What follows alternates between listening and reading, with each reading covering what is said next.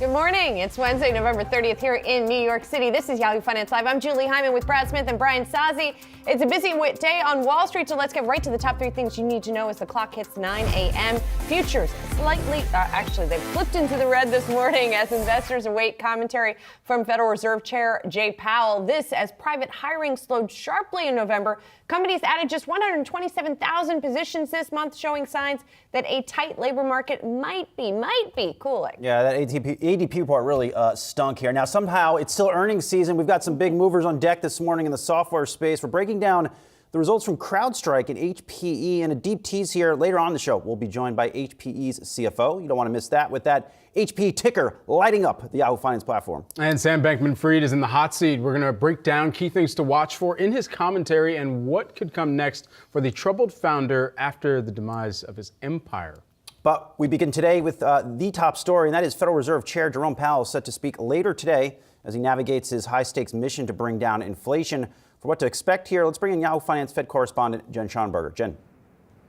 Good morning, Brian. Fed Chair Powell slated to speak this afternoon in what will be his last remarks before the Federal Reserve's policy meeting in 2 weeks, where officials are expected to slow down the pace of rate hikes to 50 basis points from a blistering rate of 75 basis points for the past 4 meetings. Now, Powell is expected to talk about the economic outlook and the health of the job market when he speaks at the Brookings Institution here in Washington. Powell likely to repeat that the job market is very strong and probably too tight to bring down inflation. He will likely reiterate that the Fed will slow down the pace of rate hikes to account for the time it takes for higher rates to filter through the economy. But he will also likely say that the Fed will raise rates higher than projected in September and hold them at higher levels for longer, given how sticky inflation has continued to be, and even with nascent signs of cooling. Now, the Fed will get a read on its favorite inflation gauge, the Personal Consumption Expenditures Index, Thursday, and another reading on the Consumer Price Index in December, right before its meeting. And high inflation, not just a U.S. story, but a global story. Inflation in the Eurozone fell in November for the first time since the middle of last year as energy prices dropped. But economists warn that isn't likely to stop the European Central Bank from increasing interest rates further. Consumer prices still rose 10% in November, though down from 10.6% in October. Guys. All right, thanks so much, Jen Schonberger, breaking that down for us. Well, you've really teed up the conversation here. Let's talk a little bit more about the Fed, because we've got a ton of Fed speak that's come over the past 2 weeks as well. We heard from Bullard yesterday as well, talking about how long we could be in this particular kind of era where the Fed is slowly raising interest rates. And particularly what he had pointed out was that we may have to stay here all during 2023 and even into 2024. That, of course, catching some of the markets here off guard. But for Bullard, who's been a little bit more hawkish in his tone, it shouldn't be too much of a surprise here. Yeah, and really the central question here is, where does inflation come from, right? What is the source of inflation? Is it demand-driven? Is it supply-driven? Is it both? And the San Francisco Federal Reserve actually just did a survey on this, a study of this. And the conclusion is it's really hard to tell at various times. You see the ambiguous inflation feed there, that is the orange line, that it's difficult to tell which of these it came from. If it's demand-driven inflation, that's something the Fed can, in theory, affect, right? If they raise interest rates, in theory, that suppresses demand and eventually brings down prices. If it's supply shocks like we saw during the pandemic, that's a lot less a lever that the Federal Reserve can push on. So kind of interesting here as we get to this point, and as we do look at some of the demand drivers coming down a little bit, how this is going to play out and how the Fed's going to read this. Yeah, for those, I think, logging on right now to our platform, checking their portfolios and various ticker pages, I will say this. It's hard to handicap what the market reaction could be here. And I just got a note from Jan Hatzius, the chief economist over at Goldman Sachs, and he notes this. Powell's likely to hint that the FOMC will slow the pace of rate hikes at the December meeting, but push back against the recent easing in financial conditions with two hawkish counterpoints. So it's tough. So on one hand, Powell may say, you know what, we might be slowing the rate hikes, but maybe not as much as the market has expected the past month or so. And one of the other factors that also kind of goes into that inflation picture that we were looking at is how much people are getting paid, too. We had seen that within the ADP report here as the year-over-year pay, the median change in annual pay, that actually went up by about 7.6%. So even if you do have the number of jobs that are being added pulling back there in some very specific categories that we could break down in a hot second. But the pay, I think, staying elevated and continuing to move higher, if you do have a higher wage that employees are getting and then still being willing to spend to a certain extent as well, then that too is another inflationary factor that we have to consider. Yeah, and we saw some big divergences sector-wise in this ADP report. Manufacturing jobs down 100,000 in this report. We saw a contraction in construction jobs of 2,000. And then when we talk about all of these layoffs that have been going on, and by the way, a report today that DoorDash is laying off a little more than 1,200 of the employees in its corporate office. So where are all those tech employees, right? It looks like that they are spread between a couple of different areas. There's an information category in ADP that saw a drop of 25,000. And then there's professional and business services. Like if you're an executive, a sales exec at DoorDash, maybe you're in that category instead of in the information category. I don't know. But that saw a drop of 77,000. So we are seeing that the pullback that we've been talking about in tech hiring. That's where it looks like it's showing up. This one bothers me. I'll just add quickly on DoorDash because here's a company that has done well the past year, now following other tech companies that have not done well in laying people off. So it really makes me a little concerned of where we are in the economy, but also very curious what DoorDash is seeing in its business in the fourth quarter. Yeah, given the number of tech layoffs specifically that we have seen, keep a close eye on that professional and business services category. You think back to Meta and how many people they laid off, 11,000. That certainly is going to be one of the kind of more, the larger data points to continue to track, even as we get into the BLS statistics too. Yeah, we did just see DoorDash shares trading higher. So it looks like people aren't too worried by this signal. But that's a good point that you make there. Taking a look as well at a number of earnings this morning. Speaking of technology, we've got a number of software companies out with numbers, and it's a mixed bag. CrowdStrike shares are plunging 17% after the company's beat on earnings and revenue in the third quarter, but missed on its revenue forecast for the fourth quarter. So we'll start there, and we've got a couple others to run through. I thought what was really interesting about CrowdStrike is that its earnings actually look pretty good. Its earnings beat last quarter, and its earnings forecast is above estimates in the fourth quarter. So the sales is where the shortfall is. Yeah, more like brutal strike. I mean, this is a tough reaction here. Top ticker on our site.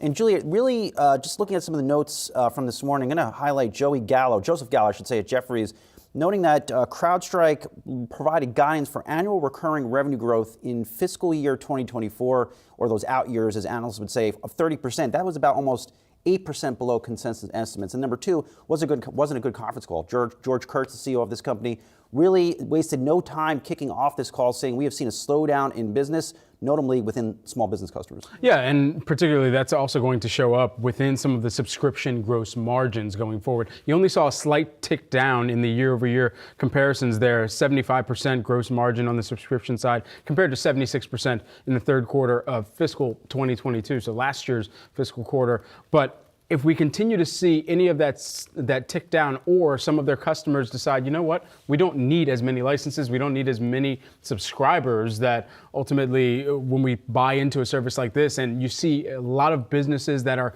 really evaluating where those spends are taking place on the data, the application front, you hope that they're not compromising too much of what they need to spend on the cybersecurity front too here, because this still is a period where there needs to be high kind of privacy protections for all of your end users. And so we'll see exactly where some of those decisions get made about how many licenses a business will need in this near-term period of time where they're evaluating and restructuring costs. And a different vibe, guys, over at HPE. That quarter, pretty good from HPE. Good quarter throughout their various lines of business. Didn't really like the margins came down sequentially. That's a little bit of a red flag. But by and large, good quarter from this company. Also getting high marks here on the street in terms of just keeping their guidance reiterated. For a tech company to do that in this environment is a good thing. It is. Also, taking a look at some of the actuals versus the estimates on the screen there, beat on top and bottom lines here. We'll keep an eye on HPE, and we've got a big conversation coming up later on in the show for HPE. Yeah, we do. And also, it's interesting if you break down the HPE numbers here, because Intelligent Edge was up by 18%. That's the sales, and that's really where HPE has been trying to push forward into its next phase of growth. But high performance computing and AI was down 14% in the quarter, and that was unexpected. So that's a little bit of a weaker spot there within HPE. And also, as we look at the ensemble of these companies, right, and we had Workday out with its numbers too, and it narrowed its subscription guidance for the full year, we start to try to get a picture of what's going on at their clients, right? So the indication from CrowdStrike seems to be that small business clients are the ones pulling back. HPE, I don't know, maybe you know better than I, Saz, maybe their clients are larger. More large enterprises. Right, so that gives you the sort of divergence there. And then you have Workday, which I'm guessing is also on the larger end in terms of its clients, but I'm not sure. But there we're seeing that company also perform pretty well as it saw revenue rise across the board, and with that forecast tweaking. I just wish Workday was a little more intuitive to use. Right? What? You don't like it? It's okay. It could be better, but they're a juggernaut. They're everywhere. They're everywhere. Most of these platforms so are complicated. Extra steps. Name me a software work infrastructure platform that is awesome. Apple, you're listening? I mean, maybe Apple should be innovating in here. I mean, are there anything that you use at work? Is it easy to use? I can't think of anything. Well, I think, Brad, you like ServiceNow, right? You're a big ServiceNow. Yeah, a huge SAP fan, actually. Yeah, in my biased opinion as a former employee there. But no, I mean, there are some marketing cloud solutions. Oracle has those that are easy to use. But yeah, it's a tough sell sometimes, especially when companies are pulling back on some of their spending and the number of licenses that they need, and trying to figure out from their employees, hey, do we actually like this solution? Is this something that we can use on a day in, day out basis? Just be better. Just be better. I will give a shout out to our internal training videos. Some of those they are good. Those are awesome. Those are like movies. Those are movies. I will say they're pretty that. Cool. Yes, we have the Golden State Warriors of internal videos teams here. Also, everyone, we're tracking Sam Bankman-Fried, also known as SBF, excuse me. He has been on an apology tour, indeed, in the past few days over the collapse of his crypto exchange, FTX, and the ripple effects it had on the crypto industry. In multiple interviews, he explained his take on FTX's past financial situation and shared details on what's currently left in his bank account. SBF is expected to take the stage at New York Times' DealBook Summit later this afternoon in his first public event and speaking since the collapse here. Now, viewers will be listening for any indication that he actually is remorseful for what happened, and he's expected to take an extremely measured approach as he still faces an ongoing class action lawsuit. And of course, you've got congressional hearings that are set to commence as well. Yahoo Finance's Alexandra Semenova will be there at the DealBook event, so keep an eye on her Twitter feed for live updates. And these public statements and appearances are ahead of that Senate hearing that I mentioned tomorrow on the misdeeds of his organizations. There's also a House hearing that just got scheduled. That one is not taking place until later on in December. I believe the date was December 13th on that one. Also taking a look at the price of Bitcoin and the action that we're seeing there. You're seeing it up by about 2.5% here on the day. It hit a 2-week high as investors navigate the fallout of FTX. Well, coming up, everyone, why our next guest says a recession will force inflation to fall into 2024. Strategist from JP Morgan joins us next.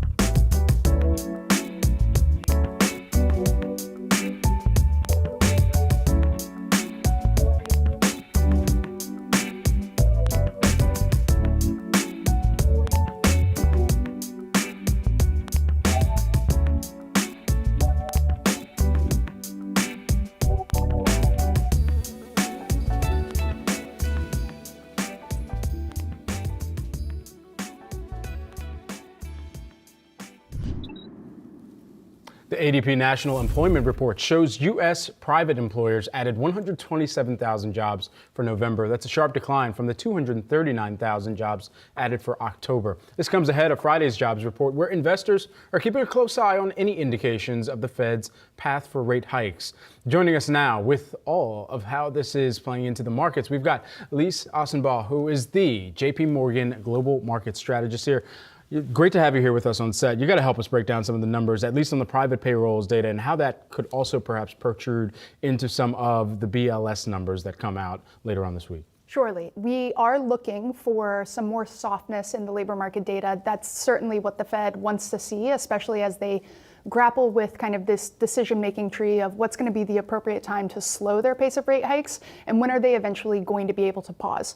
Our base case is that they're going to give us that slowdown at their December meeting. We're expecting a 50 basis point rate hike. And then come February, we are looking for a 25 basis point rate hike. And at that point for the Fed to say, okay, let's see how this filters through to the broader economy and what happens in terms of inflation. But the labor market's going to be really important to watch in terms of those kinds of dynamics. In terms of Powell's speech today, do you think he will try to push back against the easing we've seen in markets recently?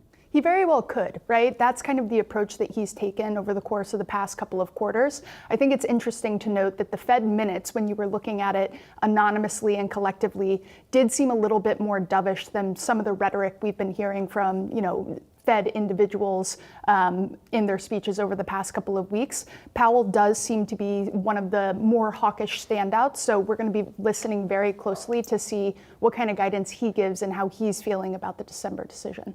Elise, what kind of weight do you and your team give to that ADP report, especially considering we've got the jobs report more broadly in a couple of days? Because the ADP report seems to show us that are things slowing more than people had been pricing in? I think it's a signal. It's an important thing to pay attention to, particularly when markets seem so sensitive to every single data release coming out regarding jobs and inflation and even the anecdotal headlines in that regard. So we pay attention to it, but Friday is definitely going to be, the bigger report that we're going to be digging into and paying attention to. So of the Fed's two mandates, price stability and then additionally full employment here, or maximum employment, how deep of a recession do you feel like they are willing to incur or see the U.S. economy incur in this pathway for their rate hikes as well? Well, up to this point, they have made it very clear that their exclusive focus pretty much is on the inflation half of that mandate. I think they are willing to tolerate some economic pain. That's what their last issuance of the summary of economic projection showed. And time will kind of tell, right? We don't think that the soft landing scenario is necessarily off the table. I'm sure the Fed would still love to see that come to fruition, even if it has been historically elusive. But, having these expectations set that they are willing to let the unemployment rate rise, particularly to bring some of that tightness out of the labor market, and willing to tolerate some, broader economic pain beyond just what we're seeing in the housing market, I think is something investors need to be paying attention to. And it's a key reason why we do expect a recession to come to fruition in the second half of next year. How concerned are you about these tech layoffs? I mean, just this morning we have another tech company in DoorDash laying off close to 1,300 people. Is that a sign that the economy is really slowing down, or is this tech sector specific? Look, I think it is not necessarily tech sector specific. You're seeing this in other areas like pockets of the real estate market, particularly those related to things like mortgage underwriting. But it is worth noting some of the nuance in the labor market recovery that we saw post-pandemic. The tech sector and some of those more growth-oriented segments of the economy were the ones that kind of went on the hiring sprees and that are currently employing a lot more people than they were before the pandemic. So to us, it actually makes sense that that's kind of the first shoe to drop and the first place that we're starting to see, some of that tightness come out. If that is the place, I mean, I don't know, maybe I'm drawing too many conclusions here. One would think those are the higher paid workers in general who are getting laid off. Does that then also provide sort of more cushion as we go into a recession versus if it was lower income workers who are losing their jobs en masse? Potentially. I think that's a fair thing to say, especially when you combine that insight with, this whole conversation around the pent up excess savings from the pandemic.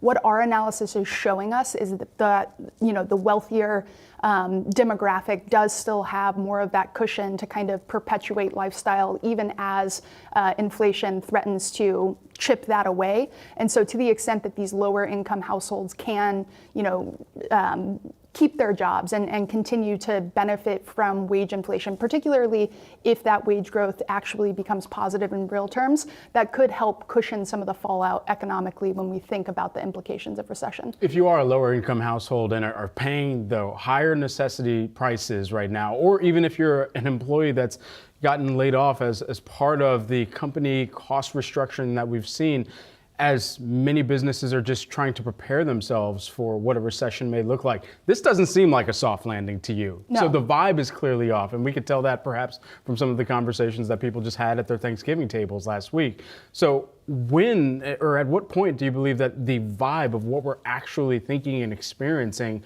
and discussing actually catches up in terms of some of the data that we're seeing too?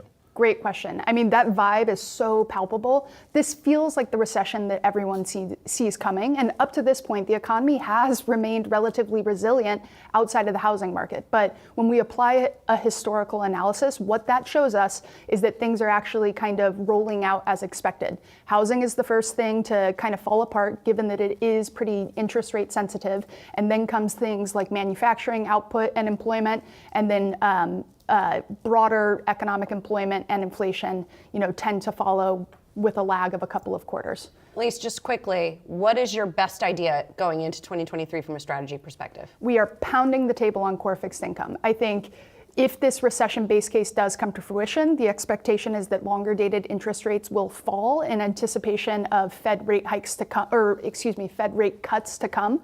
We're not necessarily expecting that to be a 2023 dynamic, but as investors and markets start to look beyond the recession and towards a Fed that would eventually pivot and become more dovish, you should expect to see longer dated interest rates fall. And so we're very keen on adding duration right now, locking in these elevated yields while you can, because we don't think that this opportunity is going to be on the table 1-2 years from now. Good call out. Elise Ossenbach, JP Morgan Global Market Strategist. Thanks for coming to the studio. Appreciate it. Thank you. Coming up, we have a few big movers on the Yahoo Finance platform, including Petco and Xpeng. More on why next.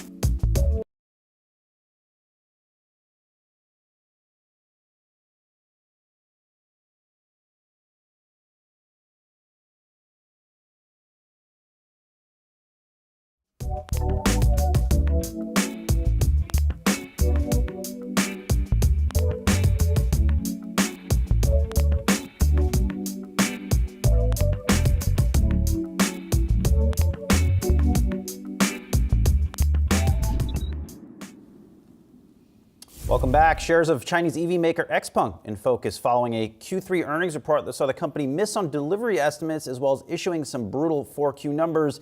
Yeah, a little bit of a surprising market reaction here. I think this really reflects more of them striking more upbeat tone in terms of deliveries for the next couple months here, but really not a great quarter from XPeng. Yeah, quarterly vehicle deliveries, they hit about 29,570. That was a 15% increase year over year. You also saw that reflected in revenues. That jumped by about 19.3% year over year. And ultimately here, it's just about how they're going to kind of maintain the margins going forward too. The quarterly gross margin, that was 13.5%. That actually moved lower, ticked down by about 0.9% year over year too. Yeah, and the quarterly deliveries, quarter-over-quarter deliveries keep declining. The company's now predicting that this current quarter will see the fourth straight quarterly decline. It's interesting to see the shares trading higher. A little bit confusing, I got to say. The company. Is this a Julie Hyman short covering rally? I know you love those short positions, Julie. I don't know. I haven't had a chance to look at the short interest in this stock, but it is a little bit unusual here. I mean, of course, you got to figure that at some point things are going to get a little bit better for the likes of XPeng and some of the other China-based companies when reopening happened, because some of what's going on here, it's difficult to ascertain exactly how much, but certainly some of what's going on here is because of what's happening in China right now. People aren't going out and buying cars if they can't, you know, if they are not being made, if they can't leave their homes, et cetera.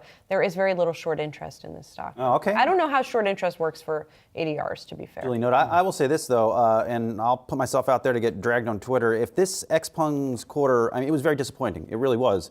Now, what does that mean for Tesla? What's the read-through? How is Tesla doing in China right now? Because if XPeng had this type of quarter, you would have to think Tesla's probably also not necessarily having a great fourth quarter in China, which has been a big key growth driver for their business and the stock price. Yeah, we can also keep an eye on shares of NIO. They're expected to put some of their monthly numbers out there tomorrow as well, so perhaps we'll get that update on December 1st at the top of the month there. But again, yes, coming back to what the signals in China, where the demand is at. And we have seen a shift sentiment-wise within the region for more of the homegrown brands to actually have better favorability versus a U.S.-grown brand. And a Tesla, this has larger implications perhaps even for how a GM or a Ford might do selling into the region too near term. Yeah, it seems like XPeng, though, competes more directly with, you know, like there's different classes of the EVs when you look at the Chinese car market, right? So Tesla and BYD probably are the most direct, right, yes, for XPeng, and then you have NIO and Li on the lower end. Even then, their lower end car, this is cool stuff. I mean, technology is off the charts in these cars. Yeah, it's really two sedans here that we're talking about. The P7 Smart Sports Sedan here, that would probably be in Sazi's camp. That's 16,776. I'm more of a Lucid guy. More lucid? I'm more of a Lucid guy. Okay, that's how I'm rolling. I'm rolling for the $200,000 plug-in electric cars. I was going to say that's going to be about 75% more expensive, perhaps. Yeah, I guess you're in the camp of the higher end consumers. I'm not trying to pick up electric Honda here, people. I don't want no electric Honda. I think that the Hyundai, is it the Ioniq? Cool. It's kind of cool. Kind of a cool looking car. I can see you in that, Julie. I think you would like that. I think I can. I have actually thought that. I've driven past and I'm like, you know what? I could see Julie in that with a pair of 7-Eleven Crocs on. Yes. Definitely not the latter. With all the gibbets happening. Yeah, I'm more of a Mercedes EQ person myself. But. Of course you are. Yeah, I think that high in life. I think all of us are that. In any case, we're going to be looking ahead to Jay Powell speaking later today, as will most participants on the street. We are getting some commentary from Janet Yellen, the Treasury Secretary, saying she's sticking around in the job, and also talking about that the employment report is the single most important data point we look at, along with the inflation report. Same, Janet, same. And so, you know, that's something that we're going to be watching closely. The Aflac duck. The Aflac at duck. the New York Stock Exchange. On the same day, they're going to be lighting the tree outside the New York Stock Exchange. That is a huge day for the New York Stock Exchange to have that duck and that tree outside. Live duck. That poor duck. Oh, hell yeah, that is awesome. Has got to be freaked out at all of the noise. Is he just going to let it loose? Happening there. He should. Just let him fly. I think that would be a terrible idea. My whole week made. But what will be a good idea would be for you to tune in this afternoon to Yahoo Finance, because Dan Amos, who is the CEO of Aflac, is going to be joining our 3 to 5 He created the duck. This was show. his idea. He got the duck launched over at Aflac. My hat's off to you. My hat's off to you. As we get underway here this morning, we've got stocks that are little change, very slightly to the upside. By the way, we're going to be getting some more economic data coming out at 10 a.m., so we'll be bringing you that when it does cross, and we could see if there's any other rejiggering of what's going on here, including jolts, which are going to be very important in addition to this morning's ADP data and pending home sales. Brad, let's go on over to you at the Interactive, see what you're seeing there as we get underway. Not quite a duck, but the goose is loose here, at least for the NASDAQ composite. Out the gate, we're up by about 0.2% here. The Dow Jones Industrial hey, I tried, guys. It's flat, but to the upside by about 31 points there out of the gate here. And then the S&P 500, you're seeing that up by about 0.1% over the past 2 days. Still net carrying some declines here, but we'll keep a close eye on that as we move forward here on a big day for everything Fed. But then the market's going to be highly reactive perhaps later on in today's session, so we'll keep an eye on that. Let's also take a look at the NASDAQ 100 here. And for some of the mega cap tech stocks, you can toss them either way. Microsoft right now, that's higher by about 0.2%. Amazon down by about 0.1%. Google out of the gate, our Alphabet, that's lower by about 0.6% here. And then also checking in on Meta, that's down by about 0.6% as you've got even more layoffs that are taking place within the tech landscape. DoorDash, the big name here on the day with 1,200 layoffs taking place. And then just largely taking a look at the sectors as we ride out and toss things back on over to the desk. We are seeing more advancers than decliners right now, Julie. Yeah, energy, big gainer there. Oil prices actually up about 3% today. So I wrote the morning brief the other day on oil prices erasing their gains for the year.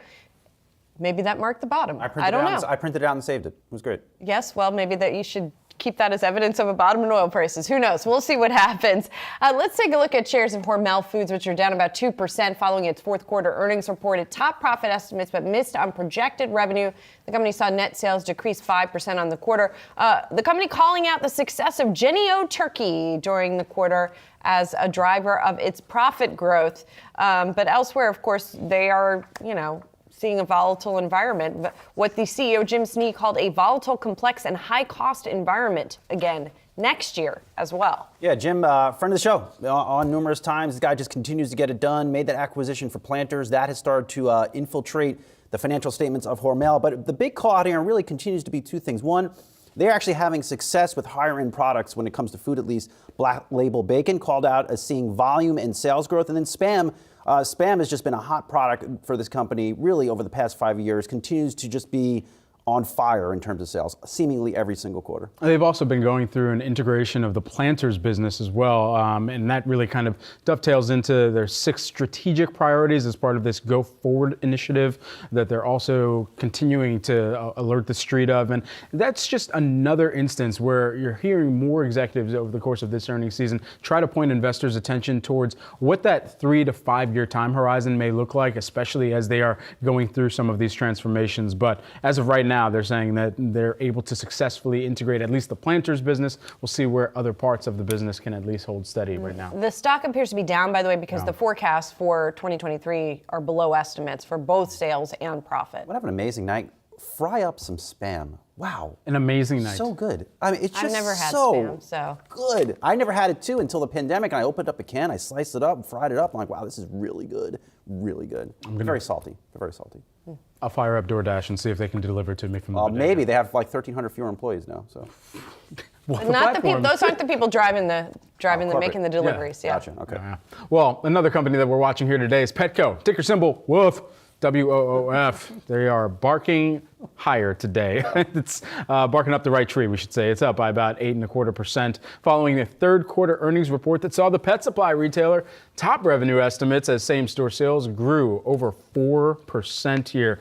We've continued to have the conversation around how many of the additional members of the family in terms of the furry four-legged friends that came on board during the pandemic, how people would continue to buy into that experience for them. We've seen some of the actual items start to decrease in sales, and that particularly on the leashes, but those are things that can be stocked on the inventory front and held for future seasons. So now it's just about churning through some of the food as well. And then additionally for Petco, the add-on of that wellness business that they've had too has been that's why these stocks, Petco, even a Chewy, look, they're often called recession-proof or recession-resistant. At the end of the day, you have a pet you have to feed your pet. Now, where you have seen cutbacks, to your point, Brad, in some of those more discretionary areas. Does that new puppy need the jacket? Do they need a raincoat? Do they need shoes? If you're feeling pinched in your overall budget, probably not. Other thing, too, probably a good read-through from this Petco quarter to Chewy when they report in about 2 weeks. Yeah, we'll see what happens. Health, by the way, the health segment of the business, I'm still seeing fiscal year adjusted EBITDA $580 to $595 million, so unchanged on that forecast. Again, that's another segment of their business that they have leaned heavily into is pet care, healthcare. Yeah. So I saw a dog wearing socks last weekend. Is that a thing? The dog boots are a Those thing. are a thing. Yeah, I Yeah, mean, the look. How do you put them on? You just slide them on the paws. Yeah, and then Really? sometimes they have like drawstrings or elastic around the top. Oh, sounds like an awful dog Sparky experience. doesn't wear those, but maybe he should. No, But no, also, you don't want ice in the pads, right? Right, You don't want ice on the paws. It's not great for them. Yeah. I used to put the rubber ones on. Really? Yeah, I got I, mean, videos. I used to just walk my dog in the snow with no shoes. This was like, Yeah. what, 1981? Why did they need shoes? They didn't need shoes then. All right, we're getting the hard wrap. Guys, coming up, Yahoo Finance's Jared Blickery is going to break down the latest market action as investors look ahead to Powell's speech. Jared wears boots sometimes. Talk to him soon.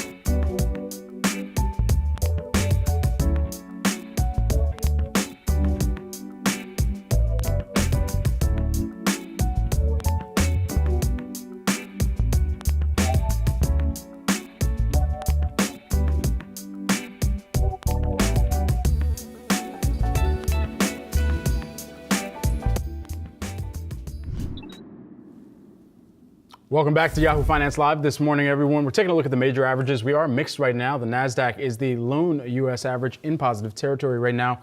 We're 9 minutes into today's trade. Let's get to Jared Blickery live at the Wi-Fi Interactive. Jared?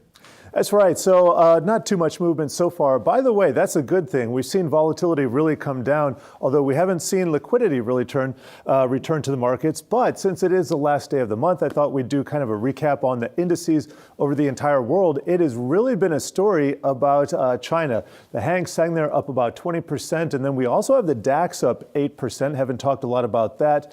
Some other winners in Europe on the top row. And then the U.S. indices tend to be on the middle row. We got the Dow up 3% and the S&P up 2%. But let me go back and show you what's been happening with the sector action, because there's been a huge outperformance by the Dow-like stocks. That would be more the value and cyclical stocks.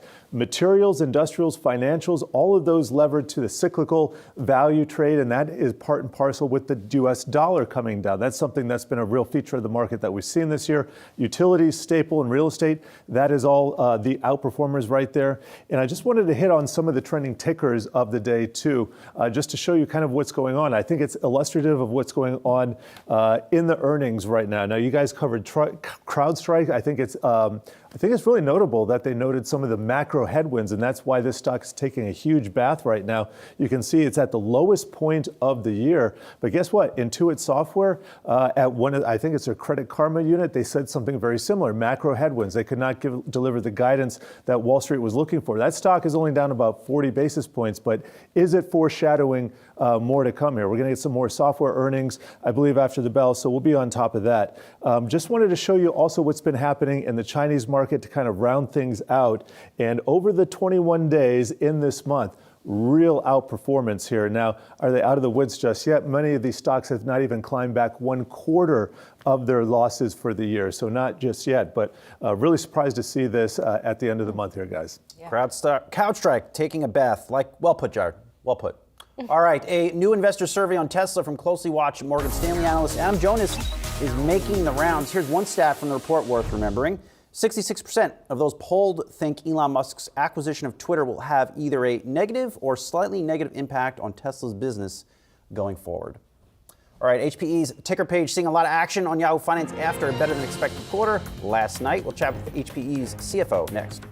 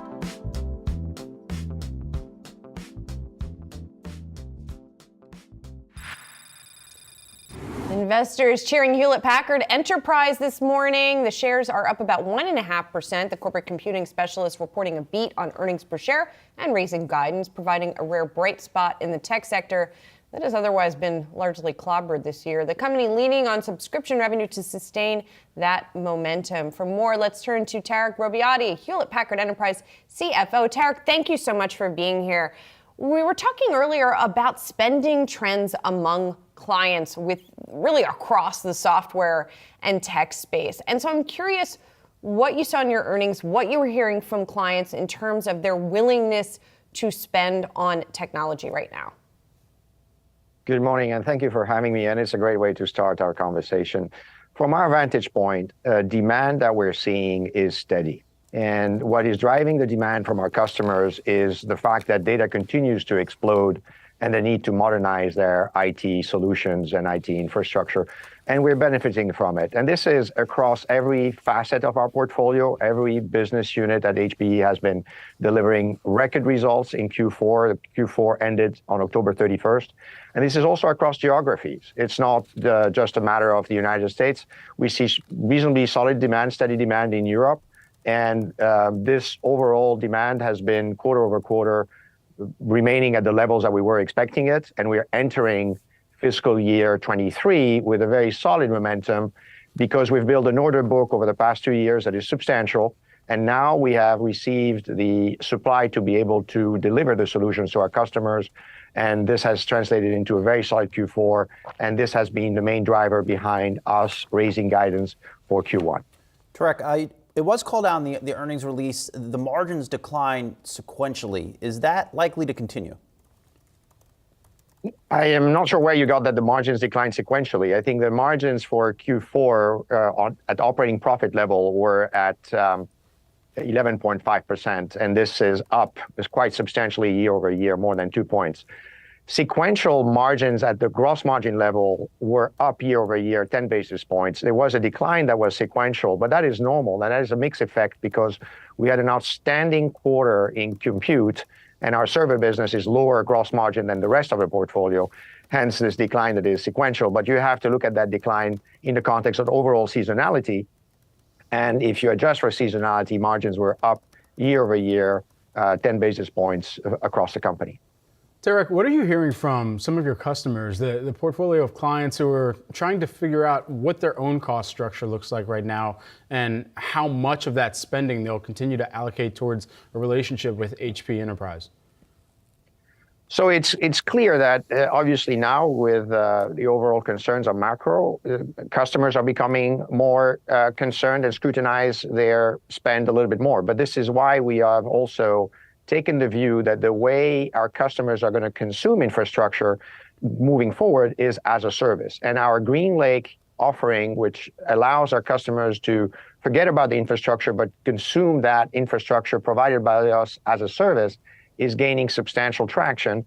And our ARR, our annualized revenue run rate, has increased by 25% as a result of it. So whether you look at it or not, there is this need to cater for this explosion of data. You can decide to purchase, or you can decide to enter into an as-a-service contract with HPE, and we're playing it on both sides of the equation.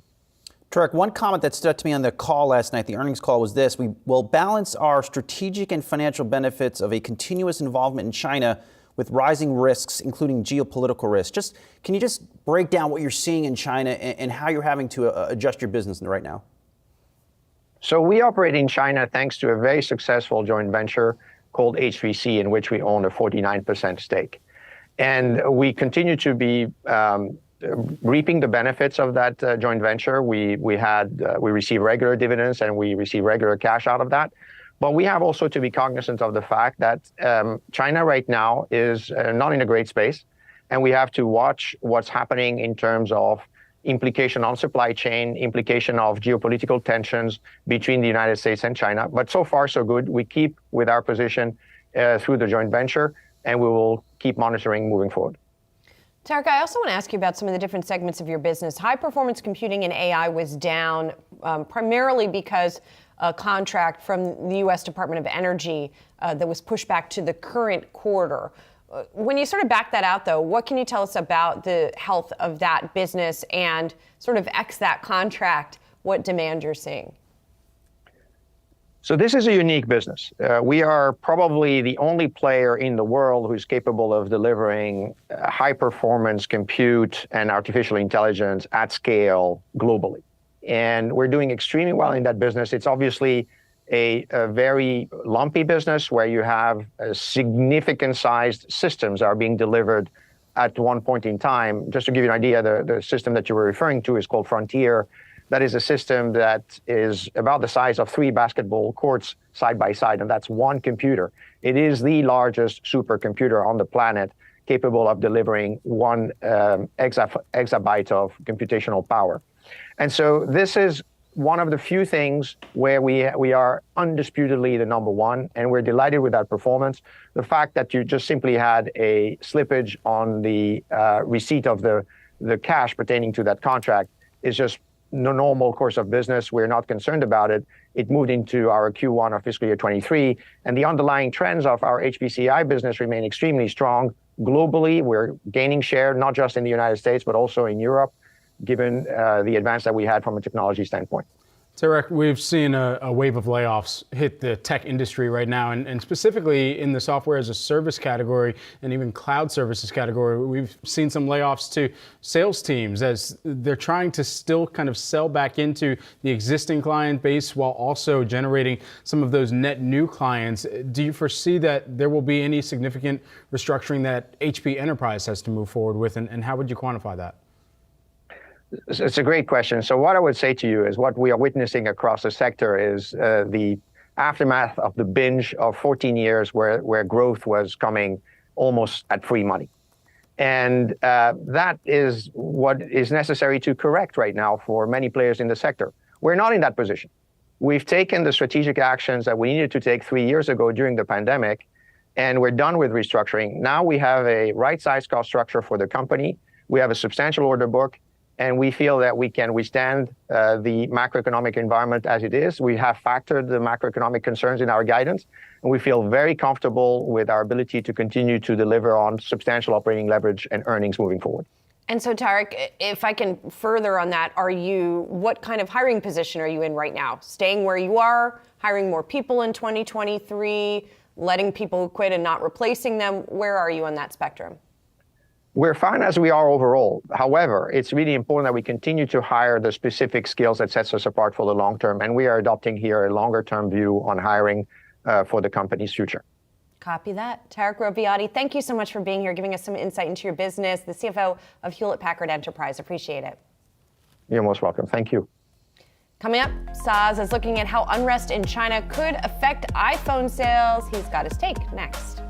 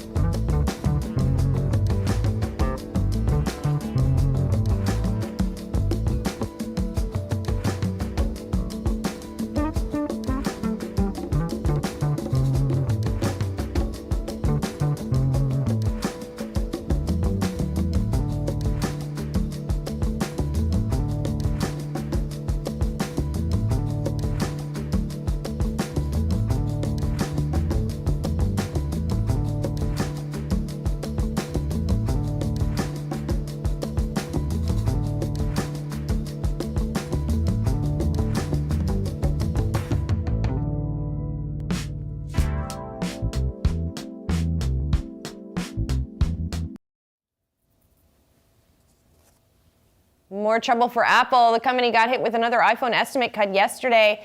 Analysts have been warning the unrest in China will affect the company's bottom line. Saz has been keeping a close eye on this, and that's where we find his take today. Yeah, they're really piling up. We talked to an analyst yesterday about this. In our field, this is what we call a roundup because everybody is certainly piling on this Apple earnings estimate downgrade. The latest one is really Influential, longtime Apple analyst Ming-Chi Kuo, he's over at TF International Securities, writing in a Medium post that he sees fourth quarter iPhone shipments falling by about 20%, which is really well below estimates. Ultimately, he thinks revenues will come substantially below analysts' estimates because of the situation in China and Apple being unable to produce as many phones as it wants. Now, this comes a couple days after we got a note from Evercore ISI this week saying Apple might see close to 10 million hit here in iPhone shipments here in the fourth quarter. And then you have Wedbush analyst Dan Ives also reiterating the similar position, calling the situation in China a real gut punch to Apple's quarter. Now, the real interesting thing to watch here, a lot of analysts still think Apple will make up this difference, and I think you brought this up yesterday, Julie, will make up this difference in the first quarter as they start to ship these phones. I think Ming-Chi Kuo really probably the first analyst to poke a little bit of a hole in there, saying, you know what, the economic environment is in fact slowing down, and perhaps consumers just wait to buy these new phones because they just are disappointed today that they cannot get them. But something to watch moving forward as well. I think that's why you haven't really seen Apple stock fall off the map here. That expectations that the first part of next year we'll see a bounce back in demand for this company. My take is this here, looking more at the valuation of Apple, and I mentioned this yesterday, this stuff really should start to be priced into Apple stock. You know, I encourage everyone, go to the Yahoo Finance platform, go to the Apple ticker page, go to the statistics section, click through, and you can see that Apple is about 25 times forward earnings. That is a significant premium to the broader market. And yes, Apple is a leader. Yes, Apple has a lot of cash. And yes, they pull a lot of money in from services revenue, high margin services. But still, if these iPhones are not getting into the hands of people, these high priced iPhones, that is a major red flag, and it could really lead to a warning from Apple before it announces earnings in a couple months. Do you think that hits on the Teflon type of annexation that Apple has had over the years too? Well, right now, it has not done so, but analysts are also talking about this might be the moment that Apple has to look in getting production out of China and diversifying places to other countries, let's say India. Yeah. What the problem with that will be is that raises the cost. Apple has been able to make these phones very, very cheap in China for a long, long period of time, and if it has to shift production, that could really hit Apple's margins. All right, guys, coming up, we've got some breaking news on job openings on the other side of this short break. We're going to keep a close eye on that. Keep it locked here. You're watching Yahoo Finance Live.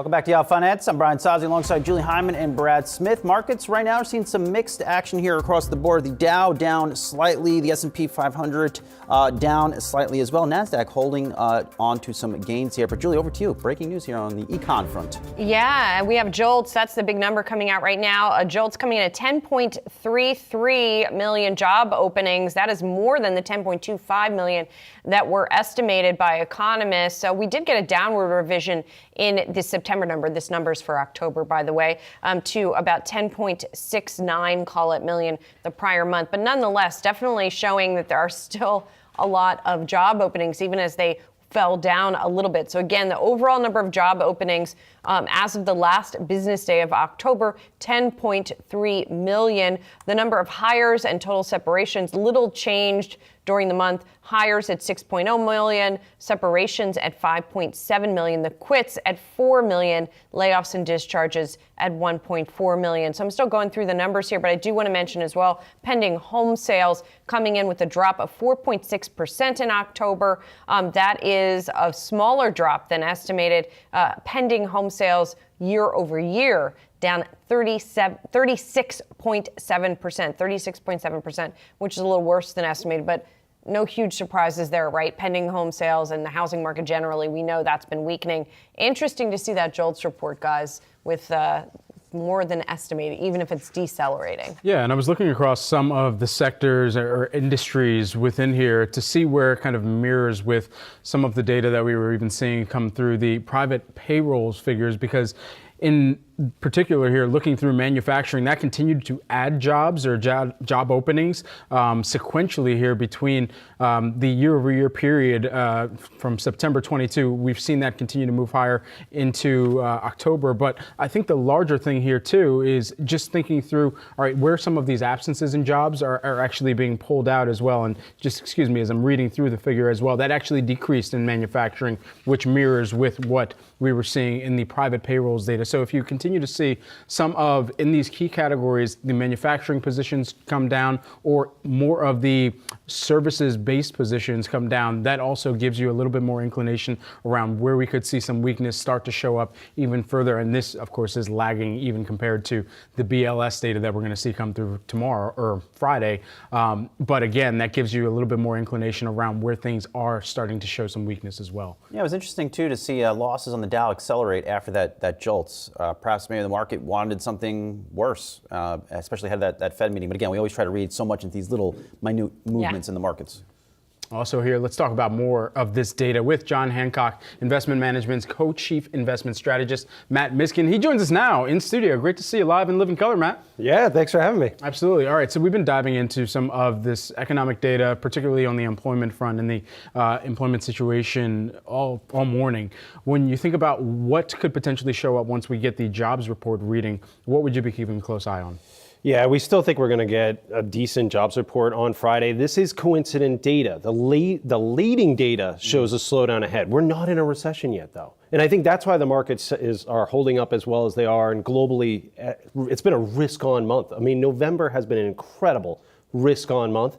We're not in a recession yet. We do see that developing into next year. The jobs market has been the strongest point of this economy, still doing the heavy lifting as it relates to this data this morning. For this cycle, have the lows been hit in terms of, let's say, the S&P 500? We don't believe so. So the yield curve's inverted, the leading indicators are negative. Earnings estimates are only down 2 to 3% off the peak. We think earnings have downside into next year. That's going to bring down equity prices. Multiples are expanding here. It's all been a multiple expansion story, meaning price to earnings ratio has gone up a lot as of late. We think that's got to come back down. So we be patient here. You know, we're not in a recession yet. But if we do go into next year with one, we think prices are going to hit lower lows. We're, of course, going to hear from Jay Powell later today. Everybody's going to be paying attention to what he has to say, not just about the economic data, but anything about the path of future rate hikes. You bring up an interesting note in your note to us, which is that, you know, we talk all about how much are they going to raise by. What about QT? We kind of forgot about QT. That's still going on, the shrinking of the balance sheet. So what effect is that still having, and is the market appropriately pricing that in? We don't believe so. And that's probably the most underappreciated element of this market right now, in our view, is that November was the most tightening this economy has seen in decades, because you had $95 billion come off the balance sheet and a 75 basis point rate hike. monetary policy works with a lag. So all this is happening real time and risk assets are rallying. This is all going to be felt more next year. You were talking about housing. Housing's already weak. That's already started taking on the chin. That's still going to be filtering into next year as mortgage rates are still elevated. And the employment picture, while it's good now, what if you start hearing more and more of layoffs going into next year? That's going to weaken housing. So we think that this has a lag. This is going to show up more so into next year with the QT. Well, but that's why some economists, some strategists, Elon Musk, have been calling for the Fed to slow down, in part because of this idea of the lag. But the Fed's not listening. No. And I mean, should they be? Are they making a big mistake here? They always do. And that's the one predictable thing, is that they always go overboard in terms of tightening into the end of it. Inflation is a lagging indicator. It's the most lagging indicator, and they're targeting that. It's going to take time for that to show up in the next year, but they're going to tighten right into it. And it's an unfortunate development, but we think Powell is going to stick to the script, be very hawkish today.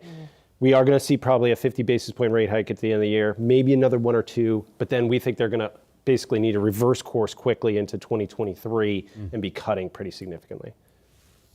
Matt, if the person, the average investor, they have been down on stocks all year. I mean, it's been a tough year for them. How should they be looking to build back their wealth next year? Yeah, so what we're looking at is bonds right now, stocks next year. So in terms of bonds, they're down 14, 15% this year. That was one of the worst years of the bond market in history.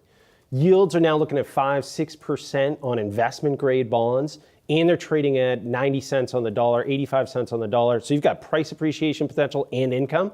Stocks, we would wait. We think they're going to get cheaper next year, and that's when we would actually allocate more into equities, dollar cost average into that, build your wealth there. But for now, just get income, get paid to wait, and let this kind of, the cycle move forward, move through the recession, and then reallocate to risk assets and equities more specifically. You've been saying the bond thing all year, and now everybody else is also saying that. Oh, everyone we were talking to is now finally saying fixed income.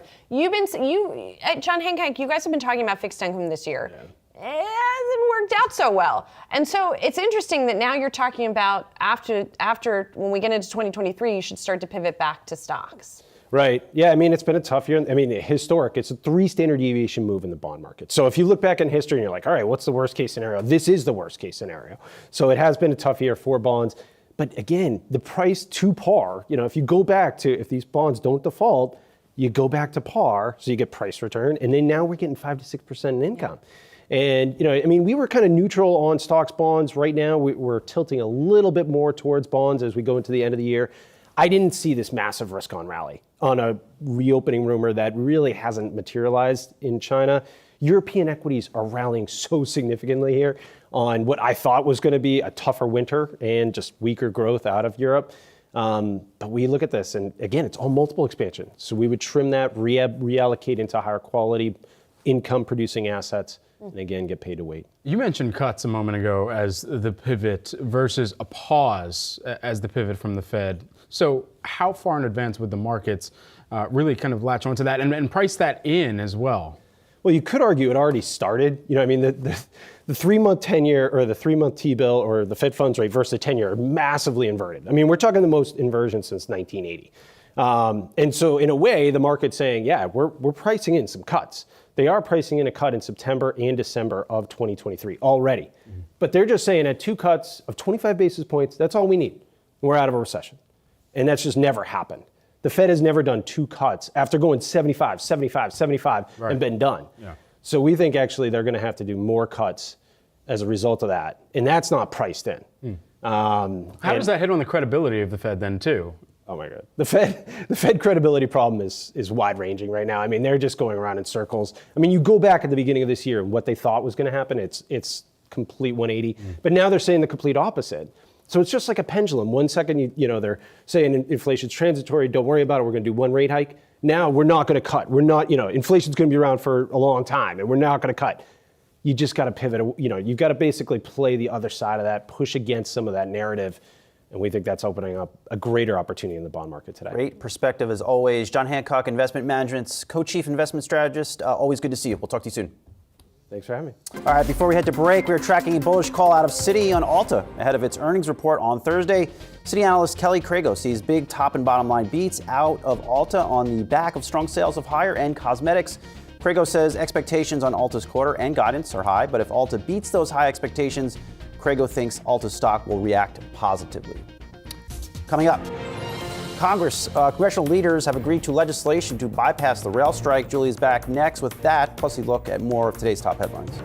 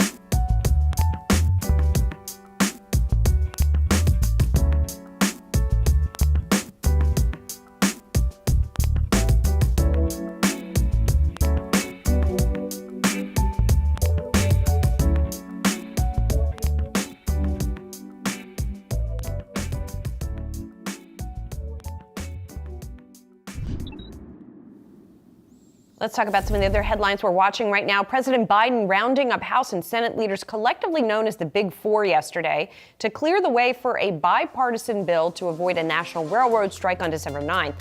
A letter from House Speaker Pelosi promised two votes. The first vote to force unions and rail companies to accept the recently negotiated labor agreement.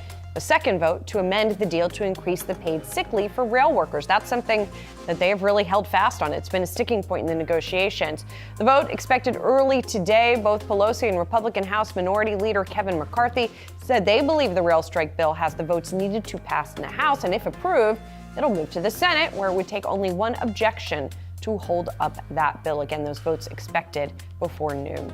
Sticking with the Senate, it narrowly passed a bill on Tuesday to protect the federal recognition of same-sex marriage if it is legal in the state where it was performed.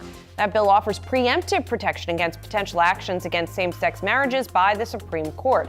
It would not bar states, though, from blocking those marriages if the Supreme Court allowed them to do so. The House expected to take up that legislation next week. If it passes there, it'll go to the president's desk to be signed into law. And by the way, that one has bipartisan support.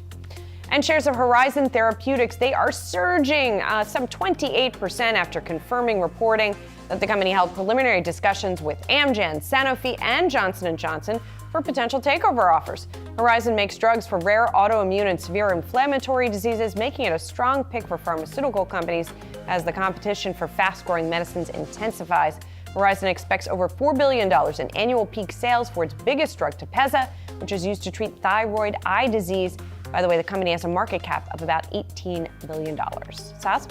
As we approach the last month of the year, our next guest is looking ahead to 2023 with his top predictions, covering everything from the metaverse to China to globalization. Former Cisco CEO John Chambers is back in the Yahoo Finance house. John, always great to get some time with you here. Look, all morning long, we have been talking about tech sector layoffs. They just continue to ratchet up. Now, I loved one of your predictions. You're calling next year the year of the great recommit in the jobs market. Walk us through that.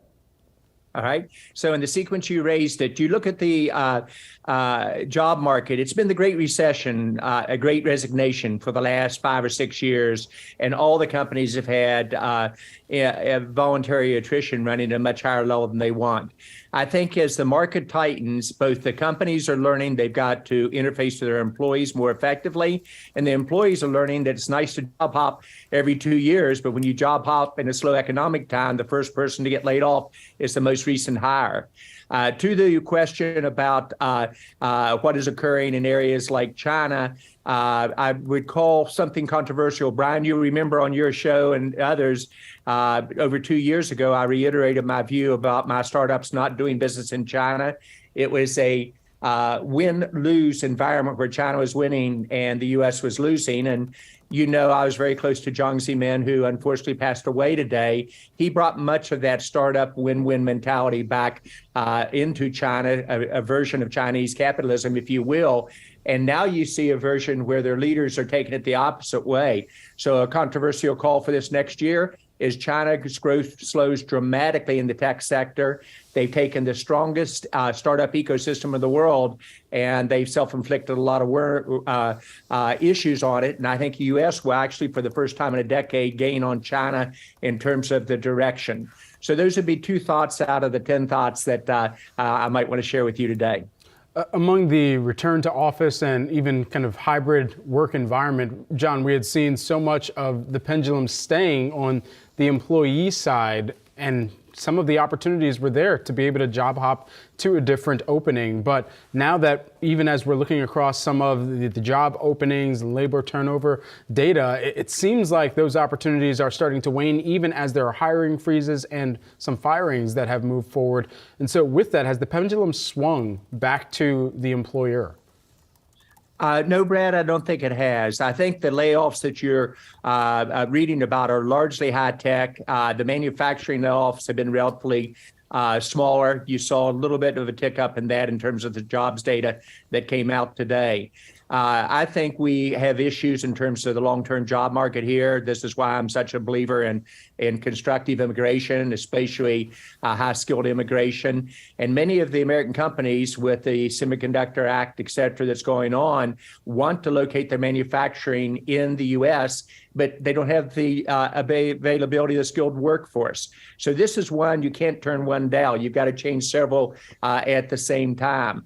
That hits another point, Brad, that you're raising indirectly. There's going to be a movement toward deglobalization. That'll put a little bit of pressure on inflation. Globalization occurred for, as you all know, several decades, and it allowed a lot of countries and companies to be very successful. The reverse is going to happen here. You can argue is it good or bad? It's inevitable, and you will see literally deglobalization begin to impact it. To the indirect area where you're taking me on the stock market and direction, your prior guest was a great example. I was looking at the headlines today. Citi was saying rolling recessions throughout 2023. Bank of America said the stock market could go down another 24% in 2023. You had people that I admire tremendously, like Jamie Dimon, several months ago, saying 2023 is most likely going to be very rocky. You had Jeff Bezos wave in saying we're headed for a problem. And my initial reaction is, I hate shorting the market. I don't short individual stocks, but shorting the market.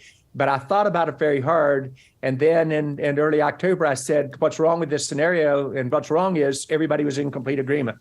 And when everybody's in complete agreement, the market often goes the other way. So I did not wade in. And I think that obviously ended up being a good decision between the stock market at 1st of October and today. Now, the question for next year, I think the vast majority of really smart money is saying it's going to be a very serious economic time, and recession is almost a given. I'm more in the middle. I think it could go either way. I think it will be a year of the stock picker.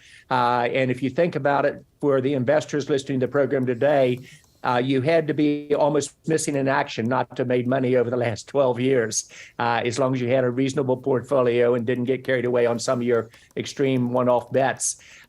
In terms of the VC world, it's the same thing. If you're in venture capital, you did a reasonable portfolio, you should get a return of 3 or 4x. The really great ones got a return of 10x type of approach.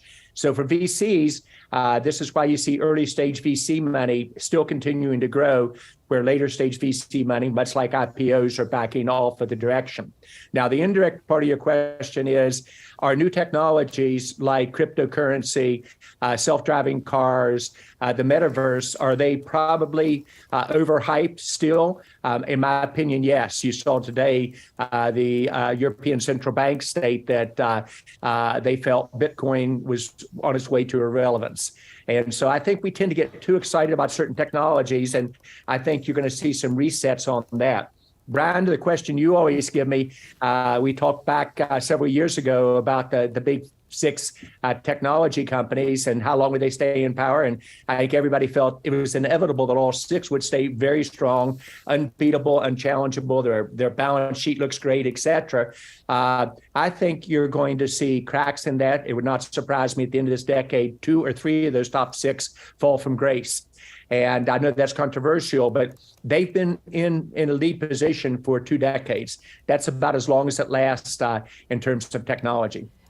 Well, some of them are already heading that way. I think you could argue that with Meta, certainly, John. I want to get back a little bit to what you were saying about VCs and about Silicon Valley, because for those 12 years, when everything's on fire, those guys were viewed as brilliant, right? You're talking about Andreessen Horowitz, you're talking about Sequoia, et cetera. Sort of these mysterious geniuses, right? They're looking a lot less genius after the likes of FTX and the money that they poured into other crypto investments as well. What do you think they get wrong at moments like that? How do they make those mistakes? And how can regular investors sort of avoid making those mistakes too? Because certainly a lot of individuals put a lot of money into crypto and such. So I'm going to first give an answer that aligns very much, Julie, with the question you asked, which is I think all of us during good times, myself included, get a little bit overconfident that our win rate's going to be dramatically better than the market. And I think that's something all of us have to constantly be aware of. But understand really great VCs, and you've named 2 great firms, and I'd add to that probably 5 or 6 other of the VC players, but Sequoia and Andreessen Horowitz, their portfolios in time will be, I think, very effective. I'd be more concerned if they're overly exposed to China in terms of the market than I would be they have a couple misses. You want to know what percentage of their portfolios were in these misses. And I think it will also be a good learning curve for all of us, that you don't want to get too overconfident. You've got to do the basics on your analysis of companies. Do they have a board of directors? Do they really have a check and balance system in place? Are their numbers pretty much on trend to what they said? So I think it's a little bit of a reset in the VC community. I think you are going to see a contraction in the community, not an expansion. I think you will see too many VC companies got into the market overall. And candidly, I think this is a healthy balance, just like the multiple rebalance that is occurring. From my own perspective, I'm fortunate enough to be in 20 companies, many of them, a couple of them still in stealth, many of them very early stage, but I've got 11 unicorns out of the 20 at the present time, and most of them will hold that unicorn value, but they focus not just on growth, they focused on sustained differentiation, free cash flow, and profitability. So I think this is a good reset, both on the multiples and back to the basics, and even the best make some, looking backwards, some mistakes they wish they had over. But that's part of risk taking. If you haven't got a risk-taking gene, you can't be in venture capital. No risk, no reward, I guess. John, just quick follow on that. Did you happen to invest in FTX? No, I don't invest in anything I don't understand well. I had a chance to be in exchanges on cryptocurrency. I had a chance to back several of the companies. When you see people like Jamie Dimon saying, I'm not sure this is for real, I don't invest in things I don't understand. I try to invest, Julie, very much on a business market change combined with a new technology, with a CEO that has a chance to be the 1 or 2 player in that new market. So I'm all over artificial intelligence with two major companies, an ASAP, if you will, a Unifor in customer care, a Sprinkler in terms of the marketing side of the house, and then very much invested in cybersecurity. The only thing's really predictable for the next year and the next 5 years is cybersecurity is going to be one of the top 3 issues on corporations' boards, and you will see that be an area that I think will experience very good growth. So if I were in your audience today and betting not on the next month or 2 months, nobody knows, to be very candid, but where do you want to be 1, 3, and 5 years out? I'd bet heavy on AI. I'd bet heavily on cybersecurity. I would hesitate personally about areas you don't understand, the cryptocurrency being a key example, the metaverse being a key example, and repeating self-driving cars. I think it may have got ahead of itself on how quickly that's going to come to market.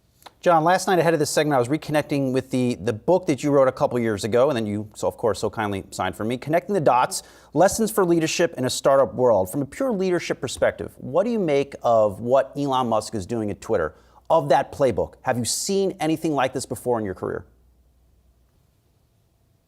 You know, I'm always very respectful of my peers, and I think most of my time, my peers were gentle on me when I made missteps. And, you know, while taking a company from 70 million in sales to 48 billion was a lot of fun and most valuable company of all time. So at one point, I think we've got to be very careful as a tech industry.